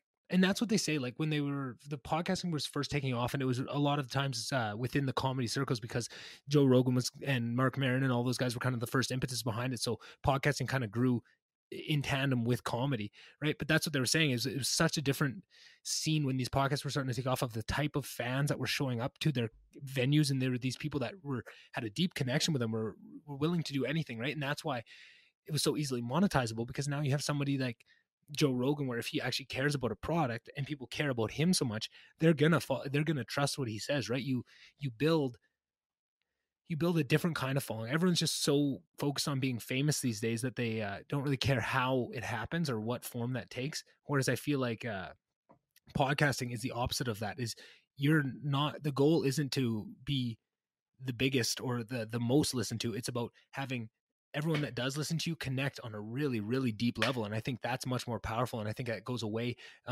It just incentivizes different things. And once you start getting into more of that, and I'm saying podcast, but I think that's the same with YouTube. I think I watch, there's YouTube channels of a guy that likes Legend of Zelda, a video game I love. And they just, do super deep dives into the lore and put these really well put together half-hour videos together that takes hours and hours of work, but they just love it and dedicate themselves to it. And it's purely them. There's nobody else putting their fingers in it. You can tell it's just purely their expression. I just think that is so beautiful to find those things, right? It doesn't have to be a podcast. It just has to be something that's uninterrupted and just unfiltered, one person's vision of what they're putting out. And I think the more you can find those and more have that be the inputs in your life, and have some people, because now there's no ifs, ands, or buts or ulterior motives. It's just pure passion. And when you just have that be the inputs in your life and you surround yourself and let that come in, it's just passionate people that are passionate about subjects that you're also passionate about. It'll ignite that passion within you and help you springboard into whatever else, and it'll help indicate those ones. So I think that's that is, sounds like you already are on that journey. So maybe I was trying to line it up for something that you've already done 2 years ago, right? And I think that'd be maybe for someone that had never listened to a podcast before, that would be how I'd start to set them too. But I feel like if somebody else gets to that point where they understand all that this has done for them, then that's a good way to go about it with other people, right? If you're really struggling to get your partner or a family member to, try a podcast, try and find something that they really, really connect with, and try and find a podcast that would go on that, and then try and bring them in once they're used to the format and have listened to it. Then try and, drop your favorite in there or something. You got to start with, you have to go where people are. You can't force them to come to you, right? Absolutely. Yeah. I do have one more thing that I wanted to ask you before we finish. All right. So next weekend is our grandma's 90th birthday party. Yeah. And have you read the email? Like, we all have certain responsibilities for the party. I have skimmed it. Yes. Okay. So do you know that every grandchild has to give a little story about? We have to have our favorite story about Ami and a fact from 1930. Yes. I think. Perfect. So you have read it. So I have read it. With Dad. I was chatting with Dad the other day just about my favorite story. Yeah. And I'm curious if you've got yours already sorted out, and then I'm curious if you remember mine, because we were both very young. Okay. And I'm trying to kind of get the details together for myself because it's kind of funny. Uh-huh. But again, we were so young that I just barely remember it. Mm-hmm. And so I'm trying to remember exactly how it happened, because like I heard Dad's side of it, which helped. But I'm curious if you remember it. Okay. So you don't have yours lined up yet? No, I haven't. I hadn't thought. Just didn't have time. No. Okay, no, fair enough. So do you remember when Ami and Pups came and they came to Slave Lake and watched us while the parents went to Mexico that one time for like a week? Yeah. And do you remember how the furnace went out? That rings a bell. Yes. And we had to like start a fire. We all slept like in the living room. Oh yeah, I can remember that now. Yeah. So that's gonna be the one that I use. But I'm just wondering, like, do you have any memories of that? Because Of that week? Story. Oh yeah, No. I have a good. Okay, Yeah, well, no. let's finish this off with one little story. Unless you still got more to add on that? No. I was just curious if you have anything to add to that, because I remember it being like really kind of novel and fun, and like it's winter, but like we get to start a fire, and we all get to like sleep in the living room together, which is something that like we're never allowed to do. Mm-hmm. Then I was thinking about it as Dad was telling me, and I was like, oh man, that must actually have been scary. Like, it wasn't their house. They're responsible for their grandchildren out on an acreage. Like, they're living in a city where they have access to people who could actually come out and help. And like, it was dead of winter. Like, it's cold up in northern Alberta. And we just like got to sleep in our winter clothes in front of the fire. Yeah, well, that they grew up on a farm. Like, they obviously know the way around a cold winter night when the furnace goes out, right? Like, and that was kind of what I'm thinking of. You know, sure, they lived in a city recently, but they also lived in Sangudo on a pig farm with no running water, right? Like, so no, but yeah, definitely. So maybe I'll just one embarrassing story from me of that week was so yeah, that was a fun week, and I remember it for something different. But so theoretically, back in the day, there was a way where you could get some extra channels and have kind of everything unlocked on the old school satellite receiver. So everything was unlocked on our TV, including all the naughty channels, which of course as a child I had no idea. Of course I didn't know that, but Pops, our grandpa, sure. No. Oh my God. So, right. Not that I didn't get caught watching or nothing. He just came out and interrogated me as if I did this. And I don't know how old I was at that point, but I knew it was something to be guilty about, and it probably has scarred me for life. But I remember that of anything that week, I remember that specifically of getting a sit down talking to from Pups about the naughty channels on the video. I'm like, talk to your son. Fuck God. you. I didn't do nothing. I'm still scarred from that. So yeah, no, as soon as you said, do you remember the week that Ami and Pups watched this and say, I remember that week very well. Very well. Oh goodness. Very embarrassing. That's funny. Well, yeah. You've got a week to think about your favorite Ami story, and you can't have that one because that's All right. Well, you can have that one. Well, thanks again for coming on. I'm sure you'll be on more, and hopefully, if you do decide to do one or more of the Optimize October events, maybe you would be coming on at some point in October to talk about how that's going for you and how I'm making it through, how I'm still slugging away at it. So yeah, no, thanks again for coming on. I really enjoyed it. Always do. No problem, kiddo. All right. See you, Court. Bye. Okay. Can you still hear me? Yep. All right. Thanks again for sticking with me through another episode. Really excited to roll out my plan for this Sober October / Optimize October, whatever I end up calling it, with all the bells and whistles that goes with it. Really wanted to get this episode released a couple days before October just to get that idea out there, and then I'll be following it up with a bunch of social media posts, kind of cataloging my journey through the whole month of October, how it's going, what I learn out of it, and maybe a few more things, maybe once a week trying to connect with someone, or record some sort of solo podcast, or with somebody else kind of doing the challenge as well, and kind of give you guys a little update along the way. So yeah, keep your eye out for it, and like I say on everyone, if you could give me a follow on Instagram and Twitter for the VonDubCast, leave a review, that helps. Subscribe is really helpful, so that right when the episodes come out, they download automatically to your phone. That is a huge help for me. So yeah, hope you guys are still enjoying this. I'm having tons of fun doing it, and I have a lot of really cool episodes kind of already in the bank, so I'm excited to get the next ones out to you too. All right, see you next time.